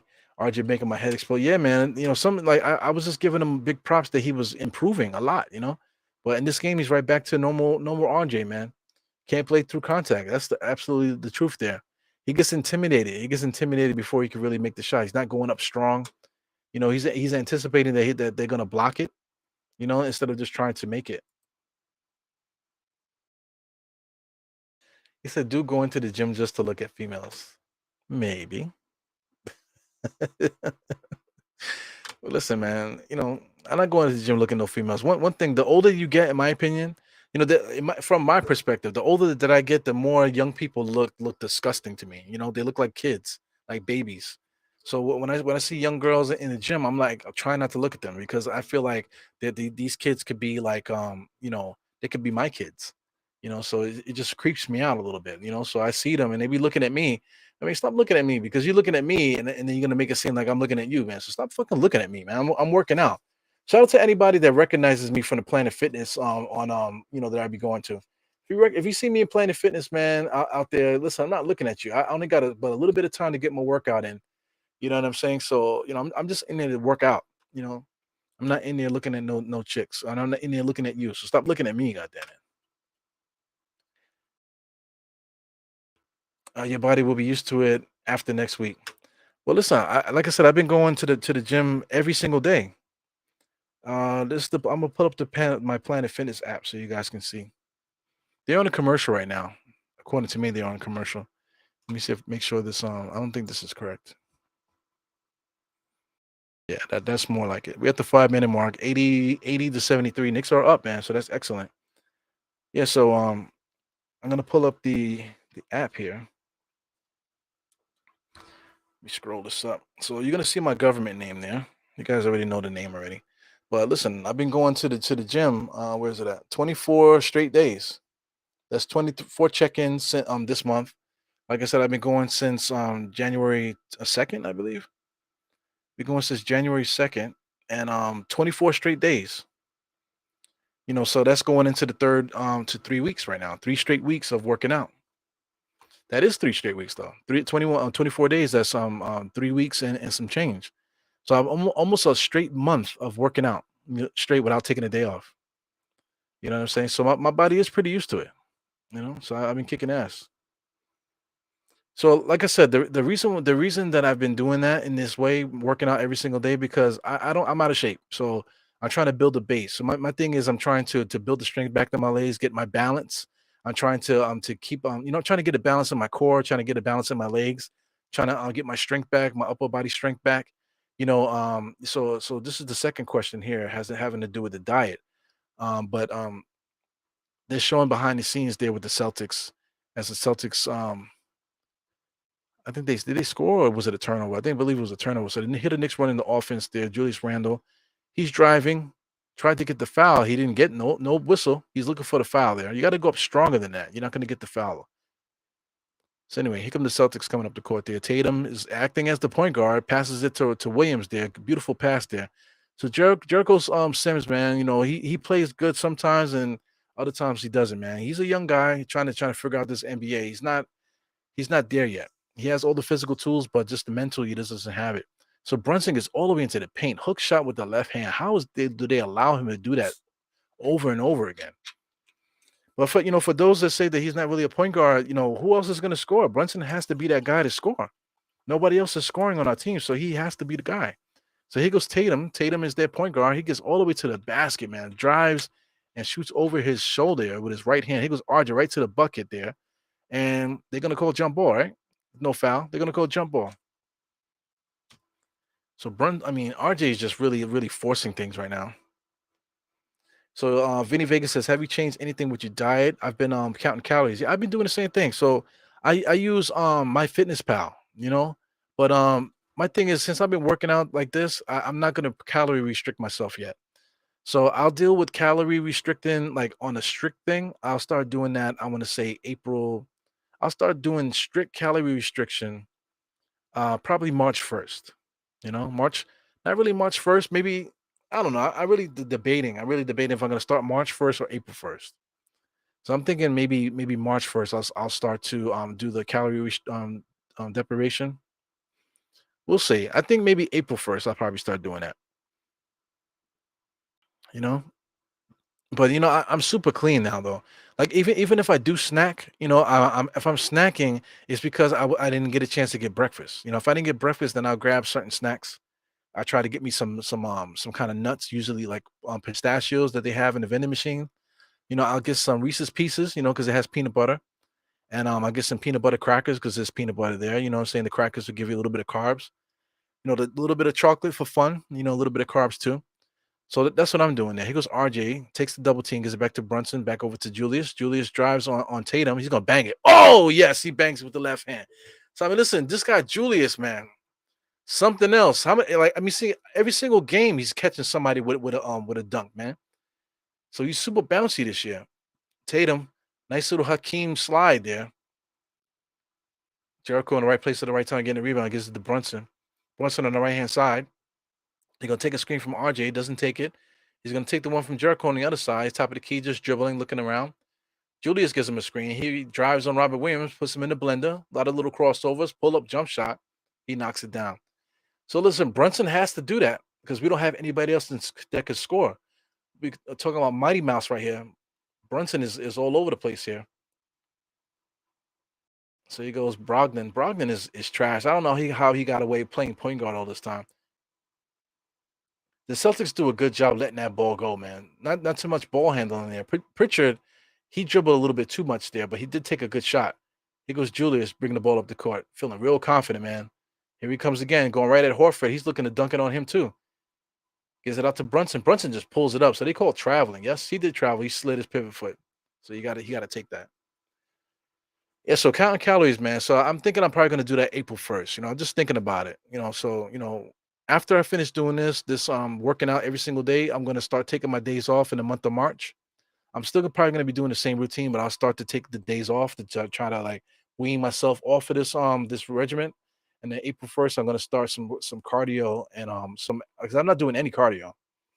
So I'm gonna start doing some official cardio April 1st, and then that's when I'll start to really calorie deficit. And I'll do that for probably like for a little while. Like I said, I got it all mapped up. So I have a plan to attack here. Like I said, I used to be to the point where I could consider myself an athlete. Used to play basketball a lot. Used to run half marathons and 5Ks and 10Ks and 15Ks and stuff like that. Obstacle course races, Spartan races, that type of thing. So I consider myself an athlete, you know. So, just got to get back to it. COVID messed things up for a lot of people. Like I said, I almost died in 2018, and then 2019 COVID happened. You know what I'm saying? So it is what it is. So there's been a lot happening in my life physically. So, I feel great, man. So now is a good time to get it back. So I'm older now, so I'm not gonna be the same spring chicken I was before. As the Celtics hit a fast break 3-point shot. So the Celtics are gonna start coming along here. The momentum has changed a little bit. 87 to 83. I mean, Tom Thibodeau's face, man, he's crazy, man. That motherfucker need to get us a mask or something, man. Brunson against Pritchard. If Pritchard locks him up, man, these guys are the same height. So, same measurements too. It looks like same arm lengths and everything. He still was able to get that bucket over him. This guy Brunson is fearless, bro. If Brunson wasn't scoring the way that he scores, we wouldn't score.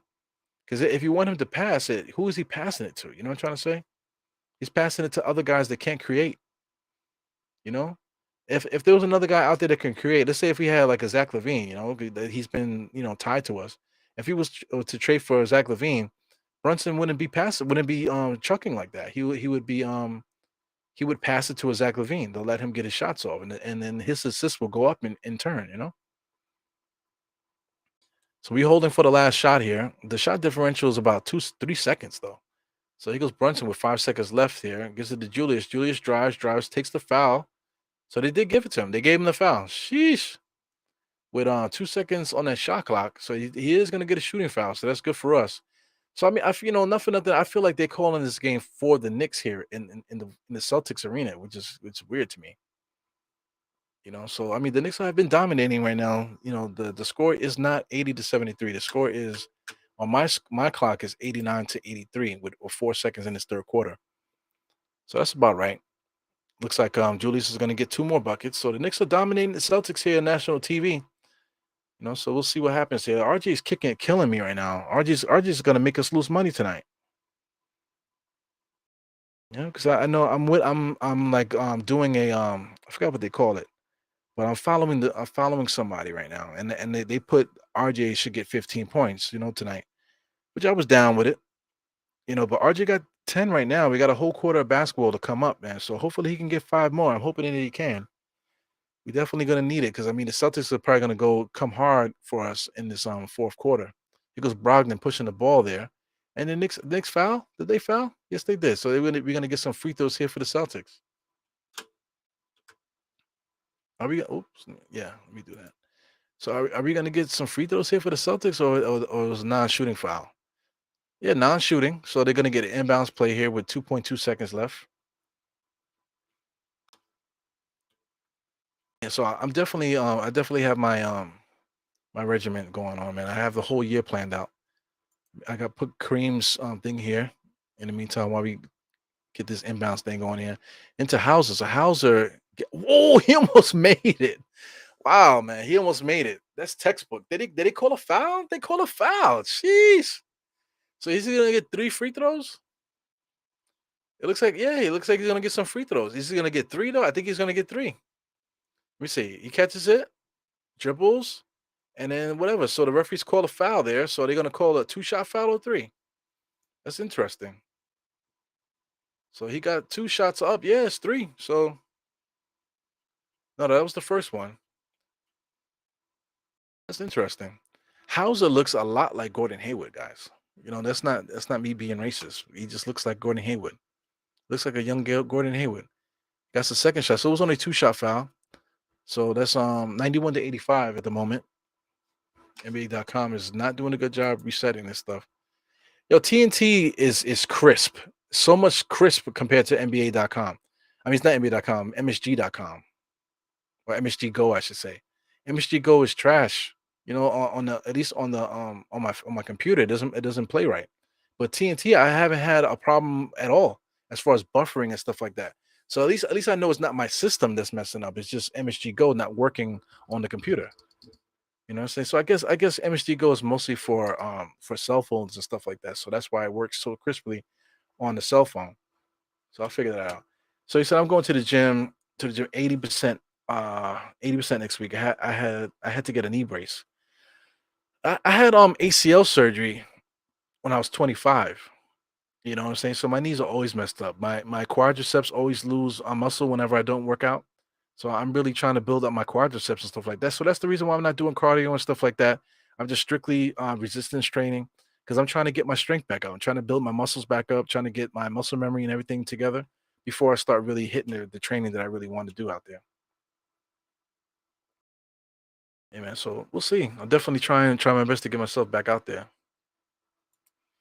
Yeah, but this is beginning of the season, RJ here.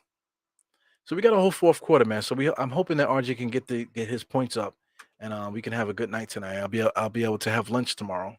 If RJ if RJ could get to 15 points, then I can have some lunch tomorrow. So let me take a quick peek, quick peek at my draft book here. Uh,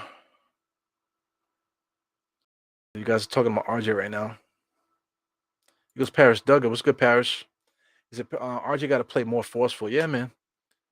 See, that's why he would never be considered a go-to guy. He just doesn't have a go-to guy mentality. So shout out to anybody that said that RJ is going to be this, that, and the other. He just doesn't have it. That's okay though.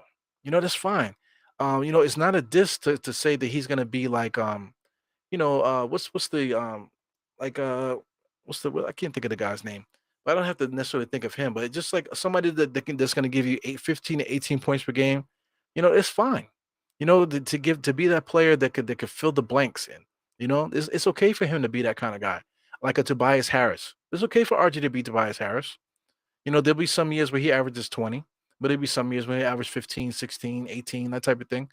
It's okay for him to have a career like that. That's a solid NBA player. He's not trash, but not everybody could be the man. Shout out to everybody that has a t-shirt company. You know what I'm saying? They think they're gonna become a millionaire because they got a t-shirt company. And just because they're selling their t-shirts for $50 doesn't mean you're gonna make $1 million. You know what I'm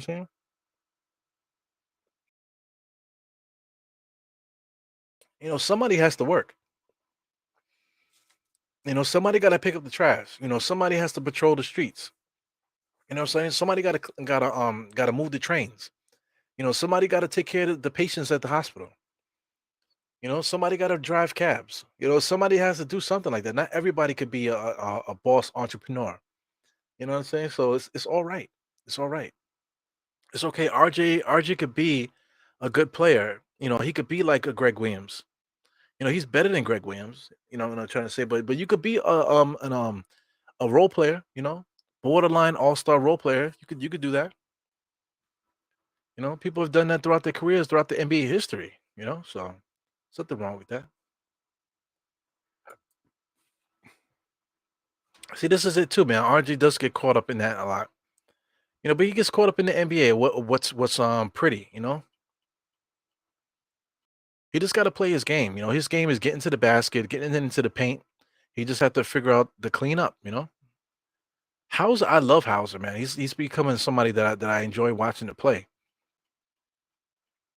He goes Hartenstein. Hartenstein top of the key. I haven't seen him at the top of the key looking to make a pass in a long time. He goes IQ taking the screen from iHeart. IQ gets all the way into the paint there, man. Kicks it out to Obi. Obi gets the ball, not even looking to do anything. He looking to give it back to IQ. So IQ can do everything. IQ driving, misses that layup. Obi Toppin is way back there. he's guarding Robert Williams there. So see, the NBA don't take advantage of mismatches. They rather Jalen Brown go against RJ. You know, it was a good matchup. He made the shot, but they make things so harder for each other in this day and age in the NBA. It's IQ got it going today. Here goes RJ. They're trying to get RJ off. RJ's being guarded by that little ass point guard. He drives right into a double team. Shoots off the rim there. So is he gonna get free throws? Yes, he is. So listen, RJ doesn't like you say.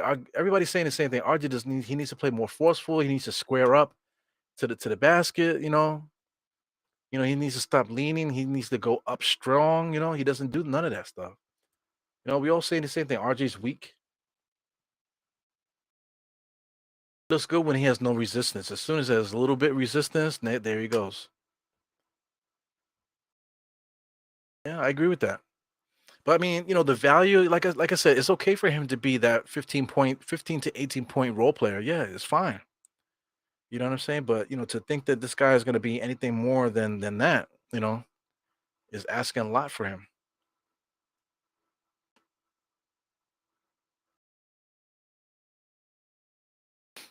He goes IQ. IQ got a full head of steam, man. Goes right at the rim, and he's getting that floater right on top of the rim there, and it's soft and dropping nicely right into the basket. So shout out to IQ, got it really going today. I gotta catch up, man. You guys I'm way behind. Sheesh. So Paris Jugger already dropped some bread on me, man. I gotta catch up here. Um, says Ebro, it's okay that RJ doesn't have the it factor to an extent. When he hands the ball or doesn't give it up when he's stinking it up, that's the problem. Yes, absolutely. I agree. We all in agreement. Definitely. We're all in agreement. RJ's hit game winning shots. He's showing to be poised at times, Definitely got to give it up to RJ for that. Here goes Paris Duggar. I put his super chat here for a second. Just looking at the action here. Knicks kind of need to make a stop here to see if we can get some transition buckets there. Brogdon gets all the way to the basket there on Deuce. So that's the Celtics trying to take advantage of the little guy. So here goes the Knicks. RJ coming around the screen. This is what he does well there. Pulls up, little left-handed thing. There you go. So does he got 15? I think he got 15 now. He made 2 free throws before, and then he makes a 2-point shot. So does RJ have 15 yet? No, RJ got 14. So we need one more bucket for RJ, and it will be fine. Here goes RJ again. So RJ's going against a little point guard there. Wow, wow, wow, wow. He misses that. It goes iHeart back to IQ. So good rebound in there by iHeart. Because iHeart is a good offensive rebounder too. Side eye to Mitchell Robinson. He goes IQ really attacking, gives it the Deuce. Pull up jump shot at the top of the key. Celtics fighting for the rebound there. Here goes Jalen Brown looking, gives it to Brogdon. Brogdon over to Hauser. Hauser was a step inside the 3-point line. He missed it. Here goes RJ. RJ's dribbling. With his salmon colored sneakers. The hell. Looking, taking a screen from iHeart. He's dribbling too much. He needs to pass. He comes around, spins. That's a good shot. Too short. Fucking RJ, man. That was a good shot, though. So he goes Jalen Brown. Jalen Brown might have traveled there. That's a pro travel. He goes Deuce there, fighting for the steal there. It should be Knicks ball. Yep, Knicks ball. Good fight for the Knicks. So that's what Deuce brings. Deuce brings that action. But my thing is, Deuce should only be playing 10 minutes right now. He shouldn't be playing no more than that. As somebody that's just out there playing hard defense, let him just play that defense. And you take advantage of him at different points of the game. But he shouldn't be out there, as an option on offense. Right now, he's dribbling at the top of the key, being guarded by Brogdon. Gets it to IQ. IQ gets it. Here comes iHeart. He looked to give a screen. Whoa, IQ almost launched that. IQ in the paint there, gives it out to Obi. Obi sidesteps, pulls up the 3-point shot off balance, and he makes it. So listen, Obi Toppin is literally just a 3-point shooter. One-dimensional 3-point shooter. Good defense by the Knicks, man. The Celtics are doing a good job there. Oh man, that's Knicks. That's not Knicks ball. Get the fuck out of here. Knicks didn't even touch that. They need to review that. Are they going to review it? They're going to review it? So Tom Thibodeau called timeout, and he wants to review that. Okay, cool. So, look at this. Jalen dribbles off his own. Did it go off of RJ's foot? It looked like he just lost it. Let me see. Did it go up for Art? No, it went. Nah, it went up for Jalen Brown's first. So that's Nick's ball. So that should be easy. That should be a nice, easy review there. So I got Paris Jugger here. Paris Jugger says, Tibbs is awful. Left Julius in with 4 seconds left. Yo, man, listen, Tom Thibodeau's forever gonna make the wrong thing. All he knows how to do is do this. Every time you see him, he's doing this. It's ridiculous. How many people in your lives, guys, that sit out there, and They have that voice, and they're always making this face. And they think because they make this face and they have that voice like this that they're tough and they're strong and they're just more intimidating to the next person. how many people are around like that? You know. So I happen to have like a voice of a 12-year-old. Yeah. You know what I'm saying? It's like my voice never changed. My voice actually might have been higher probably at one point, but my voice got a little bit deeper. But I sound, I have a radio voice. You know, sultry. I have a sultry voice. So when I get upset, it sounds crazy. It's when I get upset, it's like, oh man, please, somebody help that lady. So the Knicks cracked the century mark. So the Knicks might actually win this game, man. Gotta fix this score here. Wouldn't that be funny? The Knicks win this game, 100-89. That would be interesting. On national TV, motherfucker. 100-89. 8 minutes and 15 seconds. So just the manner in which the game is playing, even though we're critiquing RJ and things of that nature, we're doing all that stuff right now. Knicks are actually winning. So why are we winning? We're winning because we're playing our style of basketball, and Tatum and Jalen Brown hasn't really been able to get loose. Their three-point shooters haven't really been able to get loose. You know what I'm saying? Their defense is rocking, but so is the Knicks. And guys like Randall, guys like Jalen Brunson, they both have 20 something. Julius has 28. Um, Brunson has 27. So those guys are holding us down. Quickly is playing out of his mind tonight, too. He's definitely got the eye of the tiger. He has 17 points, filling up the stat sheet and stuff like that. So those guys are playing extremely well right now. RJ Barrett is contributing with 14 at the moment. We need to get him one more bucket, please. And I'll be so happy if we could do that. How much assists does Brunson have? All right, so Brunson cleared the assist thing. So we just need one more bucket from RJ. One more bucket from RJ, and your boy Ebru will get to have lunch tomorrow, guys. Yeah. So I don't know if you follow the same guy. I can't think of the dude's name right now. I'm gonna have to do the Googling. But I put out a thing there when I'm trying to get Julius 20. Julius got 20. I'm trying to get I think Jalen Brown has to get 20. What does Jalen Brown have right now? Forgot about Jalen Brown. So Jalen Brown's not playing well, man. He got 18 points, man. So I gotta check that out. So I need 20 points for Jalen Brown. So Jalen Brown, he's only has 18. So I'm quite sure he's gonna clear 20. So we got Jalen Brown, got to clear 20. Julius already cleared 20. RJ has to get that 15.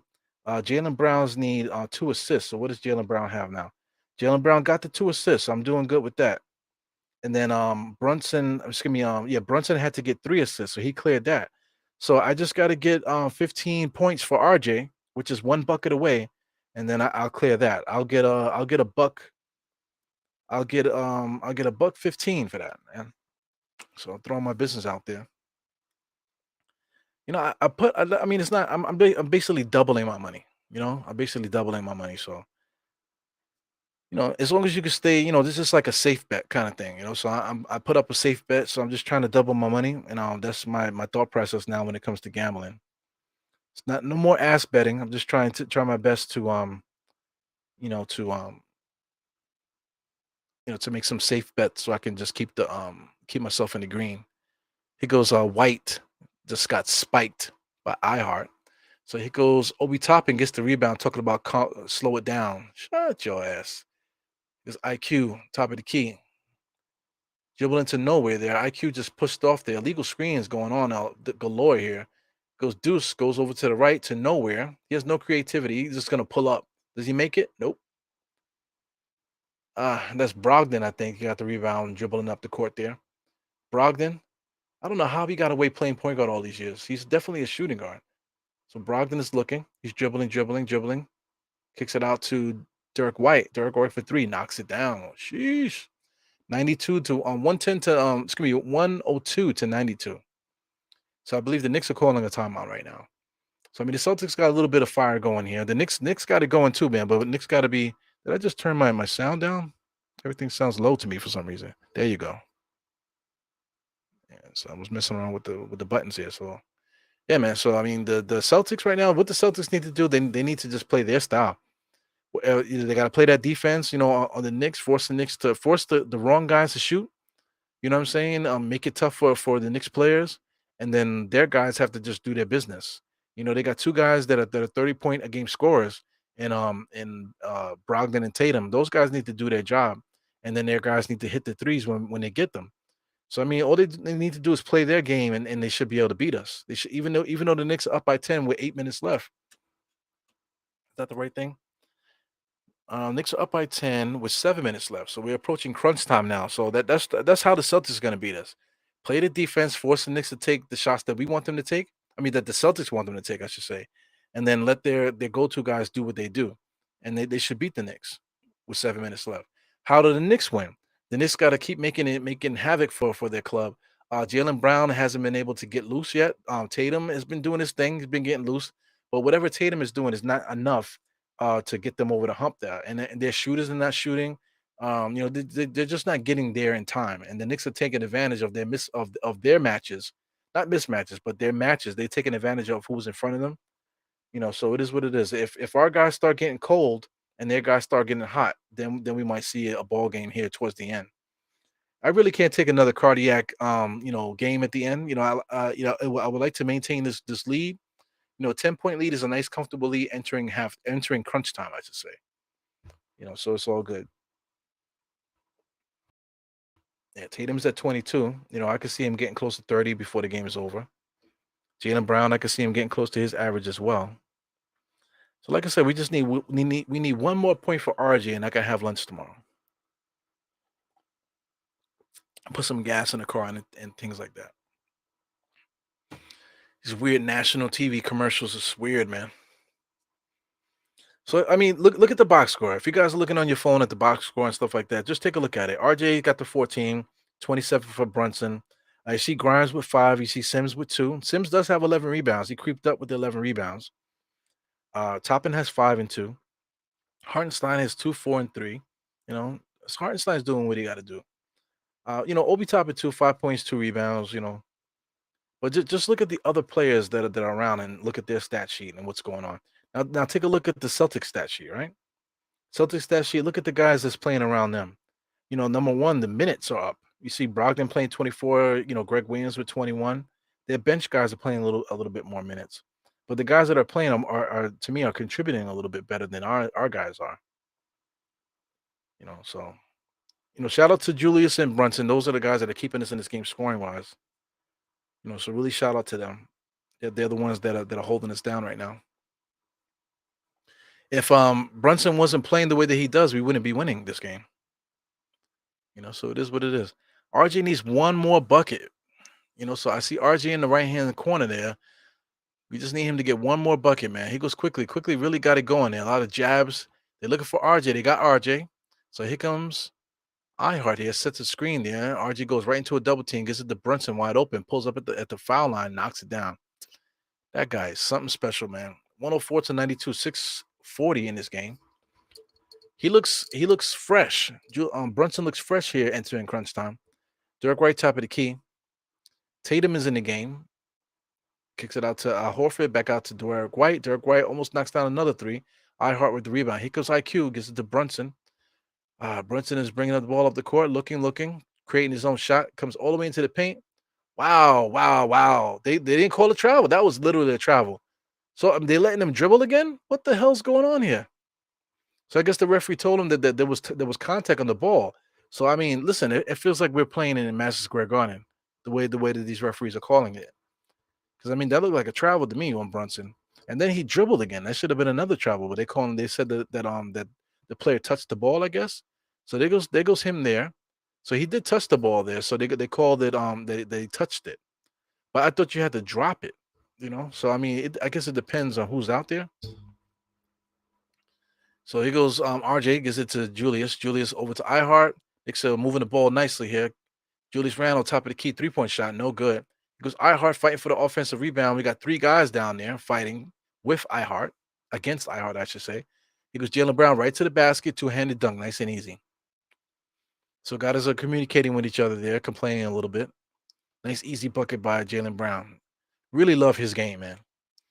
But his hair is definitely. I know he got the braids. He got the struggle braids though.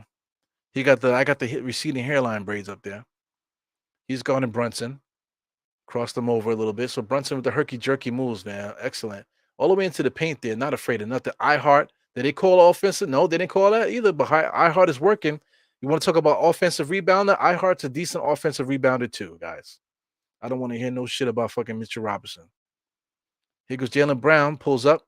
No good. So the Celtics aren't making their shots, man. So it looks like they're not trying to win this game. It looks like the Knicks are just we might be able to close this out. Here goes Derek White on the drive there. Good defense by the Knicks to stop the ball with 7 seconds on that shot clock. So good. We got to clap it up for the Knicks, man. I know the game is not over yet, but the game is not over yet, but I think it might be time to get some applause here. You know what I'm saying? Clap it up for them. The kids cheering. Clap it up for the Knicks, man. They're playing some good defense. 5 minutes left in this game on my clock. Shout out to the Knicks. They're playing really good defense. This Celtics team cannot get nothing going. So just attribute that to the strong NBA defense that the New York Knicks are giving. Like I said, matchups. This league is all about matchups, and the Knicks match up really well against the Celtics. Wow, Brogdon just bumps Brunson out the way, but they're gonna call a blocking foul. That was a blocking foul. That was a blocking foul. So he was moving there. He gets into his way, and so they're always gonna call that against the defender. And they're gonna call that on the offensive player. So that's just Brunson getting caught in the wrong spot. Here goes Brogdon. Doesn't look like a point guard, but he's the point guard right now. Gives it out to Tatum there. Tatum's in the corner going against Julius. All the way to the bucket. Takes the contact. Little fade away. He's going to get some free throws. So I'm starting to get anxiety. We got 4 minutes and 48 seconds here, and RJ hasn't attempted a shot yet. So we need to get RJ 1 bucket. That's all we need. 1 point. RJ. That's 1 point for RJ, man. That's all we need. Excuse me, all the snorting, guys. Sorry for all the snorting. I got a lot of phlegm up there. Let me catch up what you guys are saying there. Yep. The spread. Oh, Level with Z. I see somebody new here. Level with Z. They finally put Randall back in. Yes. They go Francisco Carrillo. What's good, man? Play hard, my guys. Yeah, they're playing. Listen, the Knicks are playing they're playing the way they should have played against this team. So, tip your hat off to the Knicks. There goes Brunson on the inside, kicks it out to Grimes, and Grimes misses that shot. Here comes the Celtics. Robert Williams with the rebound, looking to push the ball. Jaylen Brown looking to try to take advantage of the thing there. Gives it to Horford. Horford, good passer, gives it into Robert Williams. See, if that was Mitchell Robinson would have went up for the dunk and it would have got fouled. But Robert Williams sensed him behind there, took the contact and laid it up. That's the difference between Mitchell Robinson and a dude like Robert Williams. So Mitchell Robinson, like I said, Mitchell Robinson probably would have dunked it, but Mitchell Robinson would have went up right there and he would have dunked it. He would have got fouled from behind and there would have been no bucket. But Robert Williams sensed the contact coming behind and just laid it up instead of just trying to dunk it all the time. That's something that Mitchell Robinson has to learn. And so Robert Williams missed the free throw there. So I mean, the Celtics are not trying to win. Knicks are only down by they're down by 12, right? No, they're down by no, they're up by 8, I think. I'm not good at math. Brunson, top of the key, being guarded by Horford. Horford's asking for help, He's still guarding him there. So the Celtics are floundering here. They're trying to figure it out. So Julius, they're going 1-on-1, kicks it out to Brunson. Brunson just pulls it up because he's crazy. So shot clock violation. Where is RJ? RJ's not in the game there. So that's troubling for me.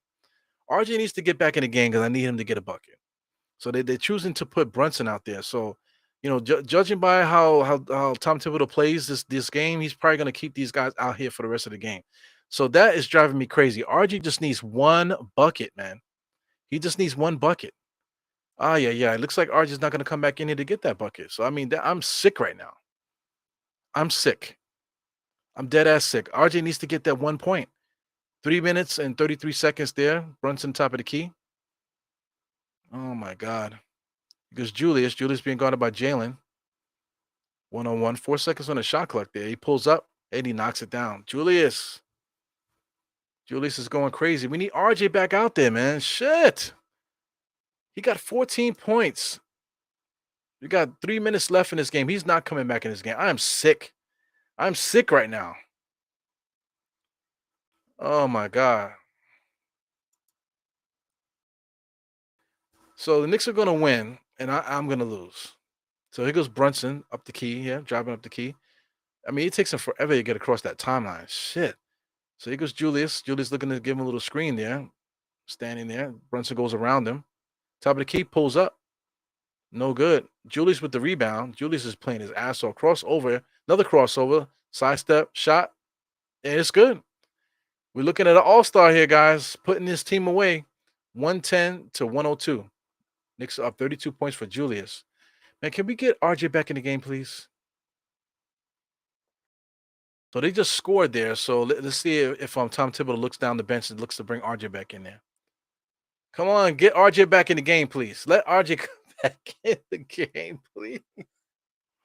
Oh my God, let RJ come back in the game, please. I am getting sick. I can feel a fever. I'm getting a fever. Oh my God. Yo, Francisco, I'm hurt right now. We need to get RJ back in this game, please. We just need one more point. RJ is just chilling. Does he have ice on his knees already? Oh, no. So is Grimes in the corner? Grimes is still in the corner. Oh. So here comes. This is because RJ can't score. That's why he's not out there. Oh my God, I am so sick. Brunson gets it to Julius. See, this is why you don't bet on your own team. Wow. See, look, turnover. Here comes Tatum. Tatum spin move there. Kicks it out to Brogdon. Brogdon for 3. Knocks it down. Whoa. 110 to 108. See, that's why you need to put RJ in the game. You got to put RJ back in the game, y'all. So they score, so they're gonna call a timeout. So I'm expecting RJ to be out there with the last 2 minutes. Oh my God, give me 1 point, please. Put him back in. Yeah. So I mean, he's not hurt though. He's not hurt. I'm hurt. I'm hurt. Here goes mind cushion. IQ been wide open. Yeah, he's playing good, man. Yo, salute to Almighty. And then he says, "Who is you?" Bow, bow, bow, bow. Yeah, man. Shout out to the kids. Stretch out the stomach. Got to do that sometimes because it's pressing down on my elastic band there. You know what I'm saying? I got the line underneath the tits. Sometimes you got to loosen it up a little bit. As soon as RJ go out, the Knicks lose the lead. Cover the spread. I love that shit. Cover the spread. Do you know how fucking creative you are? You know, that is some untapped potential right there. You know what I'm saying? Get your shit together, man. Cover the spread. That is excellent, man. How creative are you?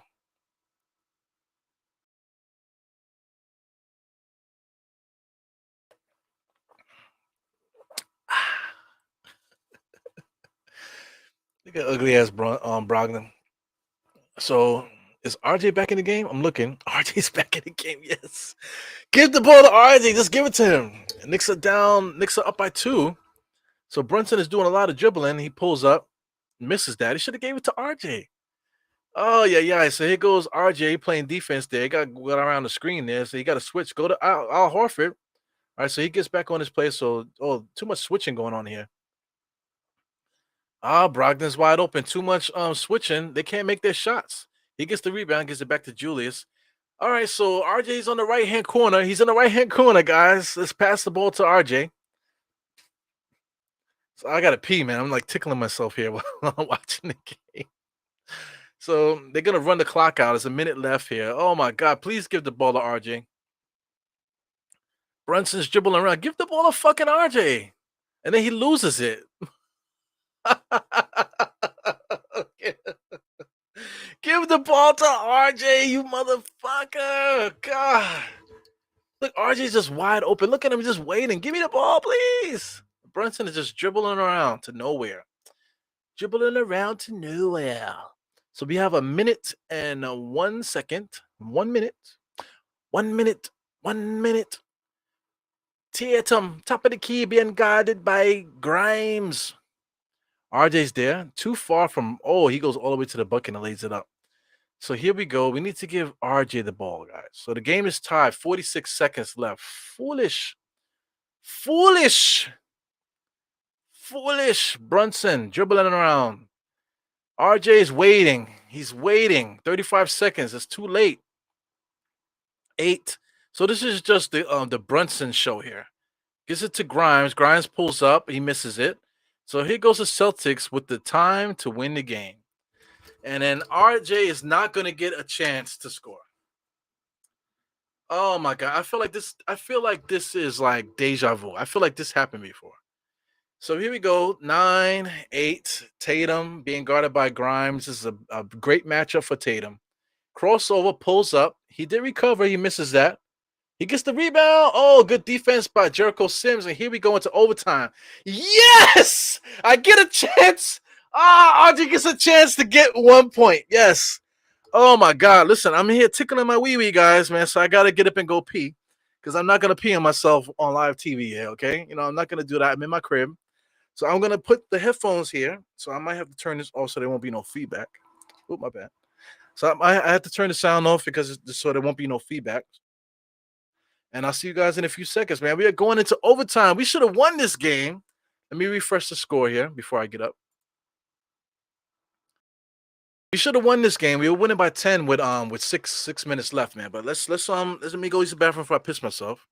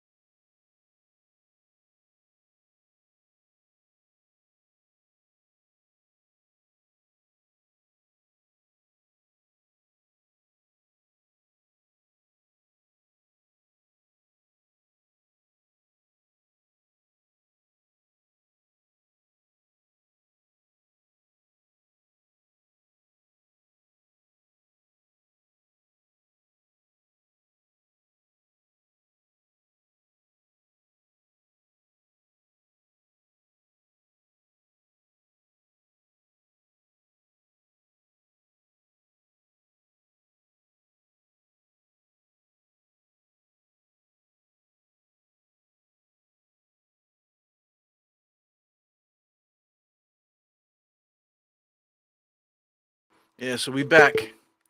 Had to take a little intermission. Had to drain the vein, take a pee-pee. I had to take a pee-pee. So it was 110, 110. Overtime is coming, man. So listen, man. Listen. This cardiac, I see it. Cardiac Knicks, man. That's what it is. Ay. Unbelievable. I saw something about former NYU brother. What's it say here? Former NYU brother caught you on the chat in the past. Agree with your assessment of our condition. So who said that? Former NYU brother. So former NYU brother. Who's a former NYU brother? Oh, so they back already. Damn. It's on 4 minutes and 49 seconds already. Celtics are floundering. Knicks are playing decent defense, man. They kind of like step behind a little bit. The Knicks are playing good defense. I don't like Grimes guarding Tatum. Why is Grimes guarding Tatum?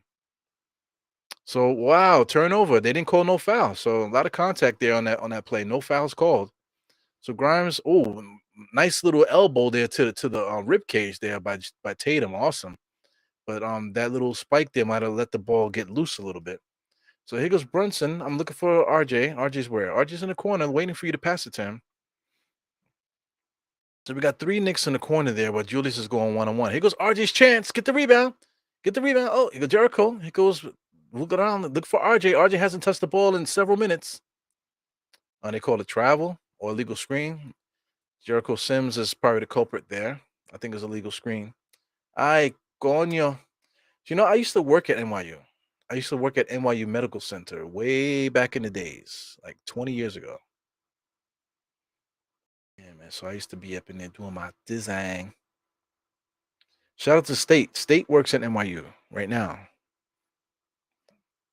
So I used to work at NYU 20 years ago. It's amazing how this life goes. So Celtics make a shot there. That's Mr. Dirk White with the receding hairline looking crazy, running up the court. Why is he running up the court like this? Because Brunson has not passed. I mean, they have not passed RJ the ball since he's been out there. So Brunson makes a nice little shot there. What do they call? Offensive foul? Oh, they're not calling a continuation?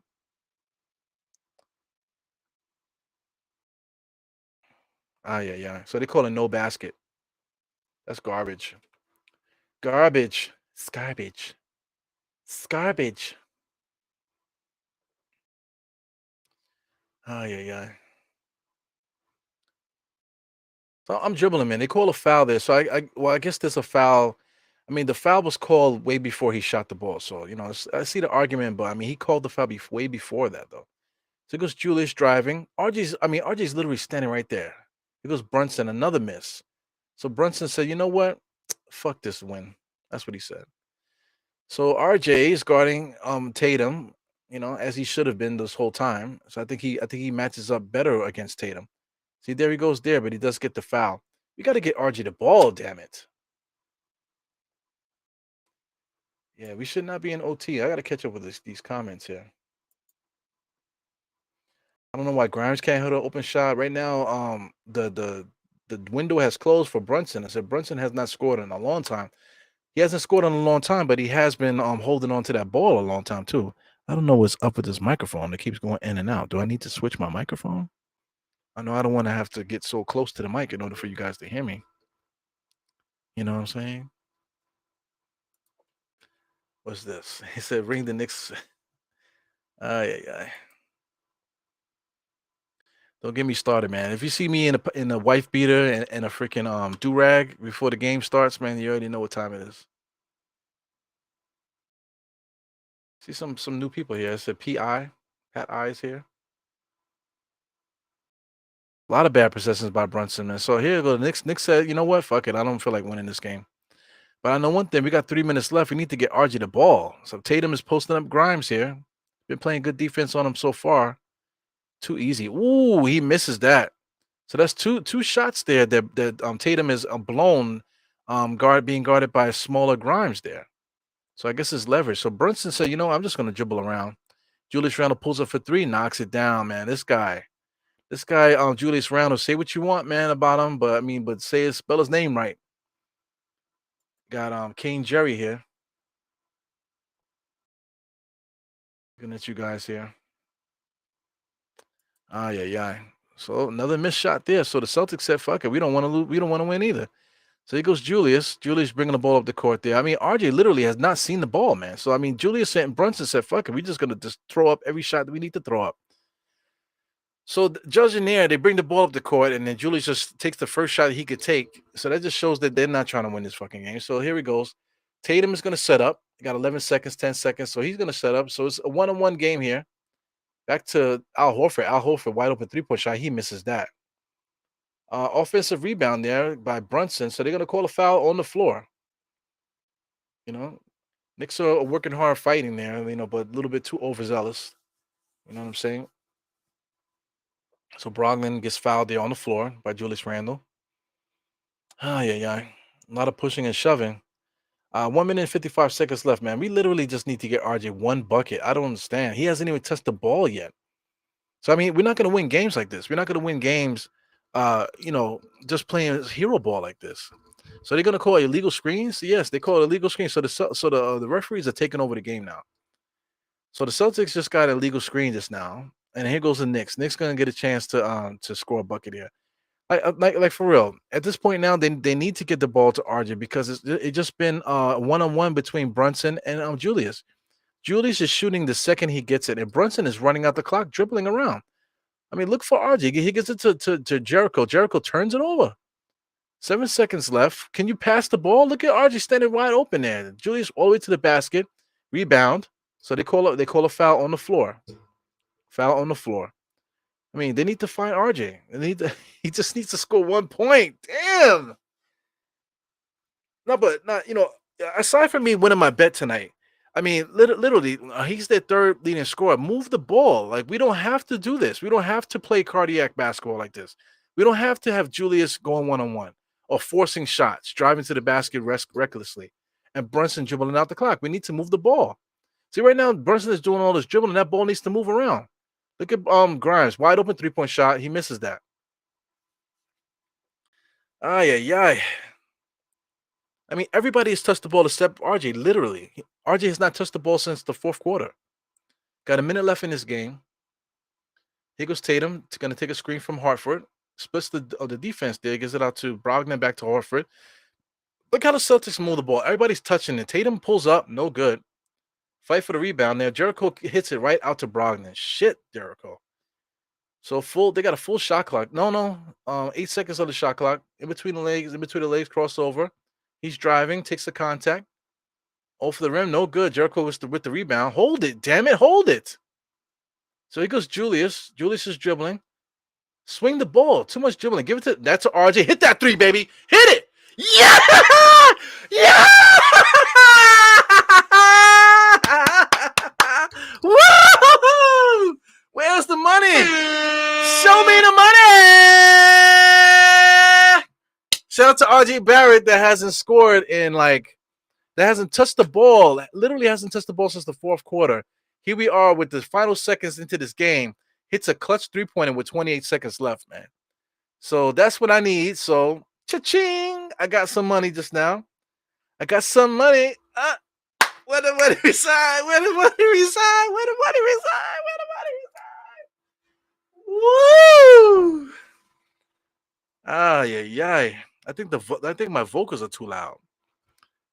Turn my headphones up. I think my vocals might be a little bit too loud. I don't care. So anyway, I got my money. I got my money. Ow. Know what I'm saying? So big clutch shot by RJ Barrett. So listen, RJ Barrett got me some money tonight, and I'm so happy. So now we got to get the win. 28 seconds left. That's a problem. This is a problem, because the Celtics actually have the better one-on-one players. They got Jaylen Brown. They got Tatum Tatum. I keep saying Shannon Tatum, but they got what is it, Jason Tatum? Sheesh, I keep saying Shannon Tatum. Shannon Tatum is the actor. Jason Tatum is the player. Boy, also, I'm behind. So the Celtics just scored just now. So I'm behind. Ain't that a bitch? Ain't that about a bitch? So the Celtics just scored. They're ahead now with 24 seconds left. So I don't know what's going on here. Something happened. Oh no. So something happened with TNT. Gonna have to refresh TNT. See what happens? This damn internet stuff, man, is what I get from for not wanting to pay my cable bill. So I got rid of my cable, and now I have my sources, and that's how I'm getting my cable stuff going on here. All right, so I was having a problem there with TNT. So they say they're on a commercial break. So I'm just gonna see what goes on with that. They say they're on a commercial break, but I see that the Celtics are up by 1. So I don't know what happened there. So we have to see. I have to see right now. So I know you guys got to tell me what's going on. I see it's 117 to 116. I know I missed something. So here we go. Mr. Almighty. I see you, Mr. Almighty. Sheesh. So what I basically won $60. So $60 is better than nothing, So here goes Parrish Duggar, $2. $2 hole. RJ hit it, but he's pitiful. He is, man. He is. But you gotta, Parrish, you gotta give him a little bit of credit, because I know I've been killing RJ for a long time, man. But you gotta give him a little bit of credit, because the last few games he's really been playing really well.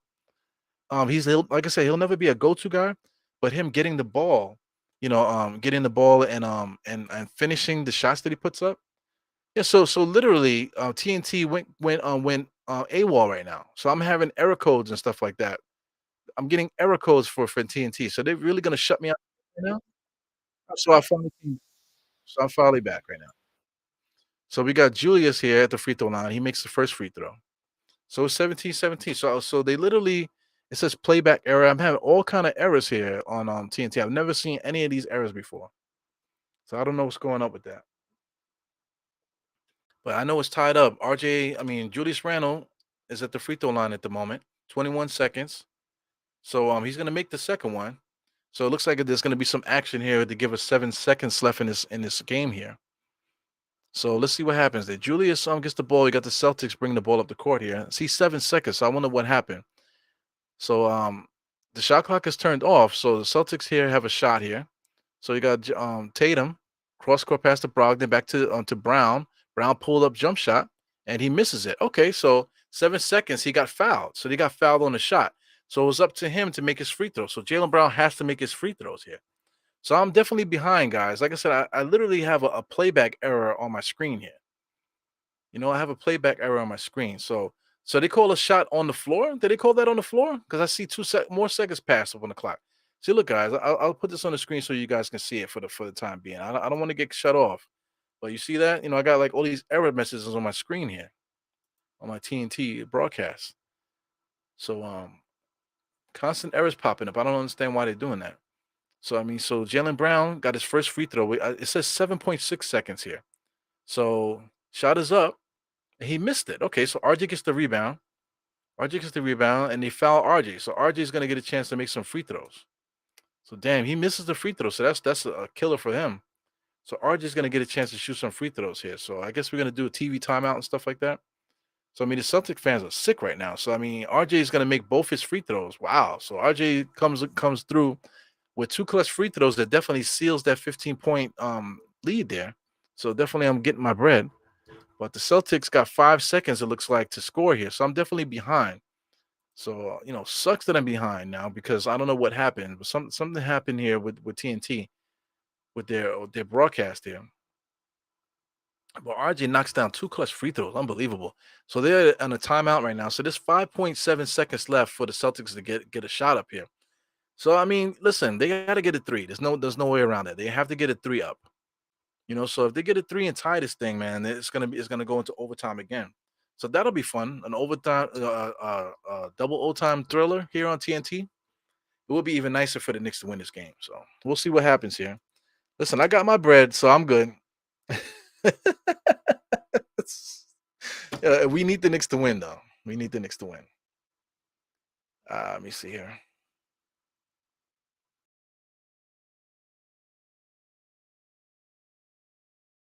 So Geraldine says Knicks won. So I'm going to refresh here. Is the game over? It still says 5 seconds here on the clock here. So I don't know if they came back from timeout or not. Or you're just cashing in on it, right? So is it official? Did the Knicks win officially? I'm still, they're still coming out of timeout right now. So I'm refreshing the NBA.com thing there. It still says 5 seconds. So I don't know if it registered or there's something going on with my internet here. But I see 5.7, so I'm gonna see what happens here. So play's about to come in. Tom Thibodeau looks like he's gonna have a heart attack. He needs some chapstick. I know that shit. Sheesh. So here we go. Ball's in play here. Brogdon's looking. Tatum's not even looking at the basket here. Wow. Here goes Tatum. Tatum gets into the spot, pulls up for 3, misses that, gets the rebound, kicks it back out to Brogdon. Block shot by Brunson. And there you go. Knicks win. So the Knicks win, man. Wow. Knicks win. So that means I got my pot today. I got 1 pot, and I blew all the rest of my pots. Because, spoiler alert, I bet against the Knicks. Oh! Did I say that? Oh, I bet the Knicks were going to lose today. So that would have been my next pot. So I quietly kind of didn't want the Knicks to win today. But, the Knicks did win. So I feel bad that I bet against my own team. You should never bet against your own team. So listen, if the Knicks had lost tonight, your boy would have had another $100 in the mix. But the Knicks win. So I still got one. I'm still in the green. So I do feel bad. Forgive me, guys, that I'm betting against my own team. But it's about the money. You know what I'm saying? So the Knicks did pull off a big time win. They broke a lot of hearts today as far as betting is concerned. But we beat the Celtics. We kind of needed to beat them because we lost four straight. Then we won the other we beat the Cavaliers, and now here we are beating the Celtics. So two big time wins back to back. So what Knicks are we watching right now? Are we watching a bad team or are we watching a good team? What team are we watching? Well, I'll maintain the simple fact that the Knicks could win and lose to any team in this league. So I'm just waiting for you guys to comment on the simple fact that I freaking bet against my own team. You guys said anything about that? I literally bet against the Knicks tonight. I bet that the Knicks were gonna lose, man. So like I said, if the Knicks lost tonight, I would have had an extra $100 in my pocket. But we did win, so I'm in the green. So one of my bets went through today. So I am in the green, so that's good. So it is a lucky ass win. RJ trash, but RJ did come through with a clutch 3-point shot and clutch free throws. So clutch points to seal the win here. Julius Randle definitely held it down for us there. What's the box score here? So I'm looking at the box score on my phone. So we got Brunson with 29. Julius Randle kicked ass with 37. 37-9-2 on national TV, man. Definitely showed out. Jericho Sims came back with 14 rebounds, I believe, in the second half because he didn't do shit in the first half. So him getting those 14 rebounds was good down the stretch. Quickly kicked ass in the first half, mostly with that 17 points off the bench. Like I said, Brunson did a good job up until the fourth quarter, and then he just started doing that one-on-one shit, dribbling around, caused a lot of turnovers, which they didn't credit him. He only has one turnover, but I feel like he had like 4 or 5 turnovers down the stretch there that just caused the Knicks almost to lose this game there. He did have 2 blocks. They credited him with 2 blocks. So 29-7. RJ Barrett did have 19, so he held this down today. So I mean, the Knicks beat the Celtics. What can you do? So that just leaves fuel in the fire for this team not to make a trade because they're gonna be like, oh, see, look, we can win. So we are good enough to win, so we don't need to make a trade. So like I said, I really think the Knicks need to make a trade for us to get better.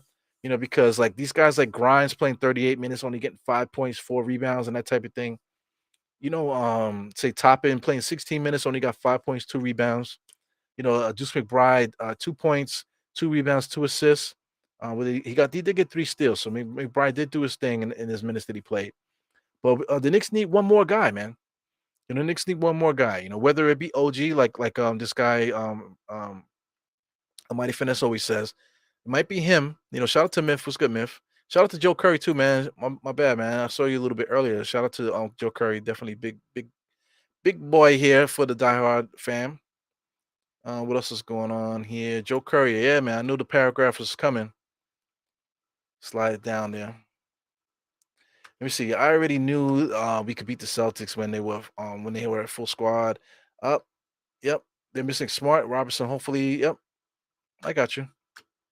But I was expecting the Knicks not to show up because it's national TV at the Garden, Boston Garden. So it's a big game, man. We beat these guys on national TV and in the Boston Garden, which is always excellent, man. So we definitely win. Like I said, I do feel bad that I bet against my team.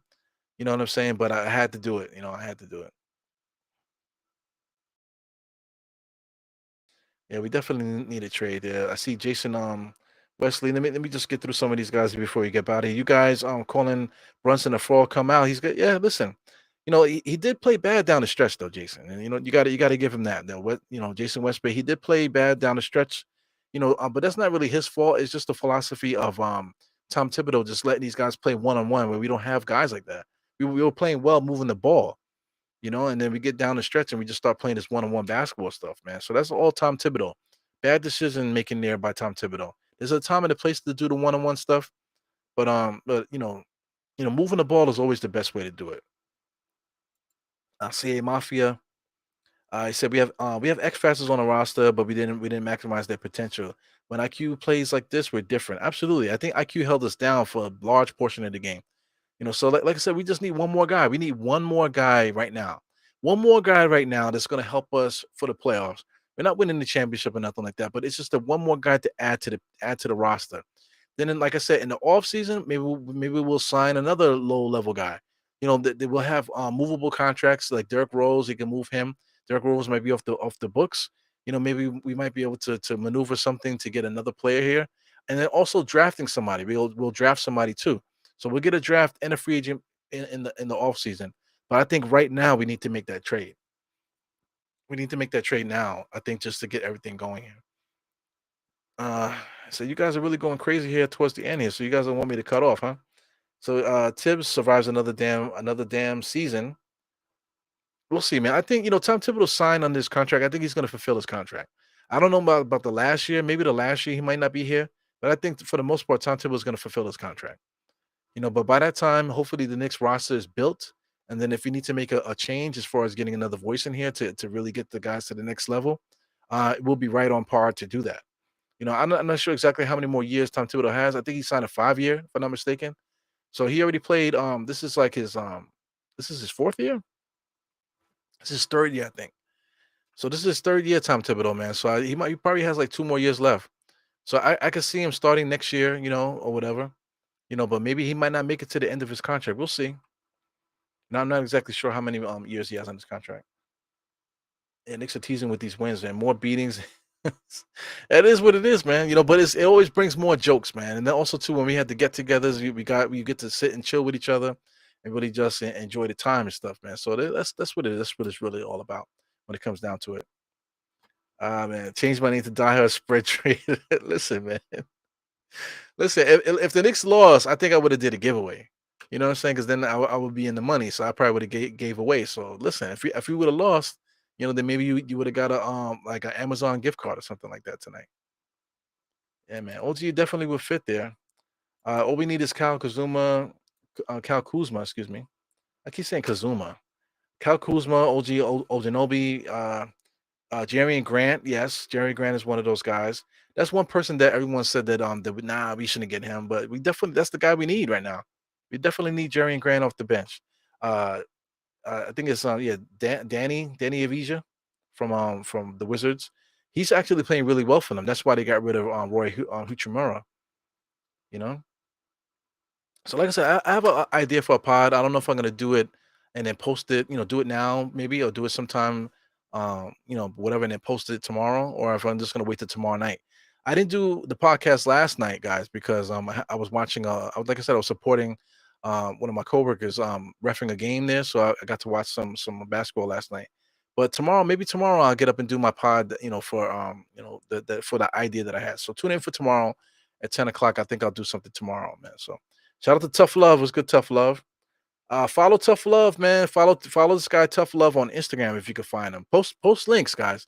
You guys are welcome to post links to share anything that you want to share here, and I'll definitely talk about it on here. So Tough Love, sells apparel. So look for him on Instagram. He definitely does that. So what else we got here? We're gonna get up out of here. I know you guys are gonna go to your favorite post game show, but please do that. Get out there and support.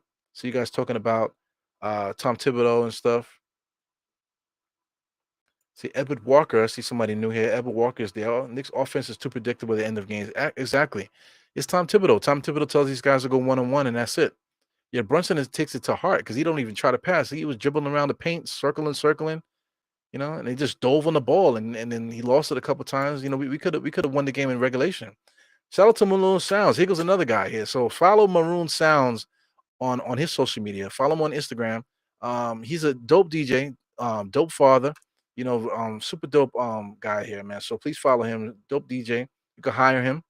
You know what I'm saying? Follow him so you can see what he does. Really good dude. Eddie C is here hanging out.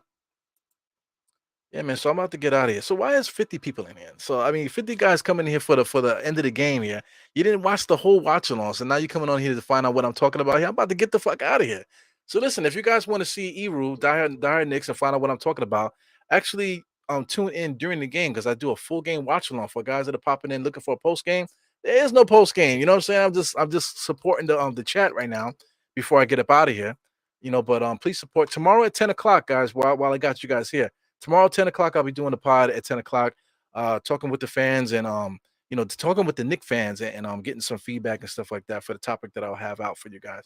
So please tune in for that at 10 p.m. tomorrow. Shout out to everybody in the chat. We got a lot of contribution here. So once again, I'll see you guys tomorrow.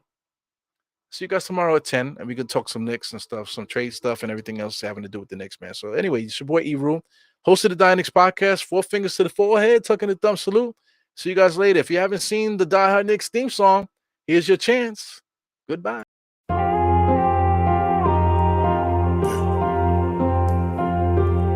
E-Room, I see you. Die Hard. Trap. We gonna do this one the right way.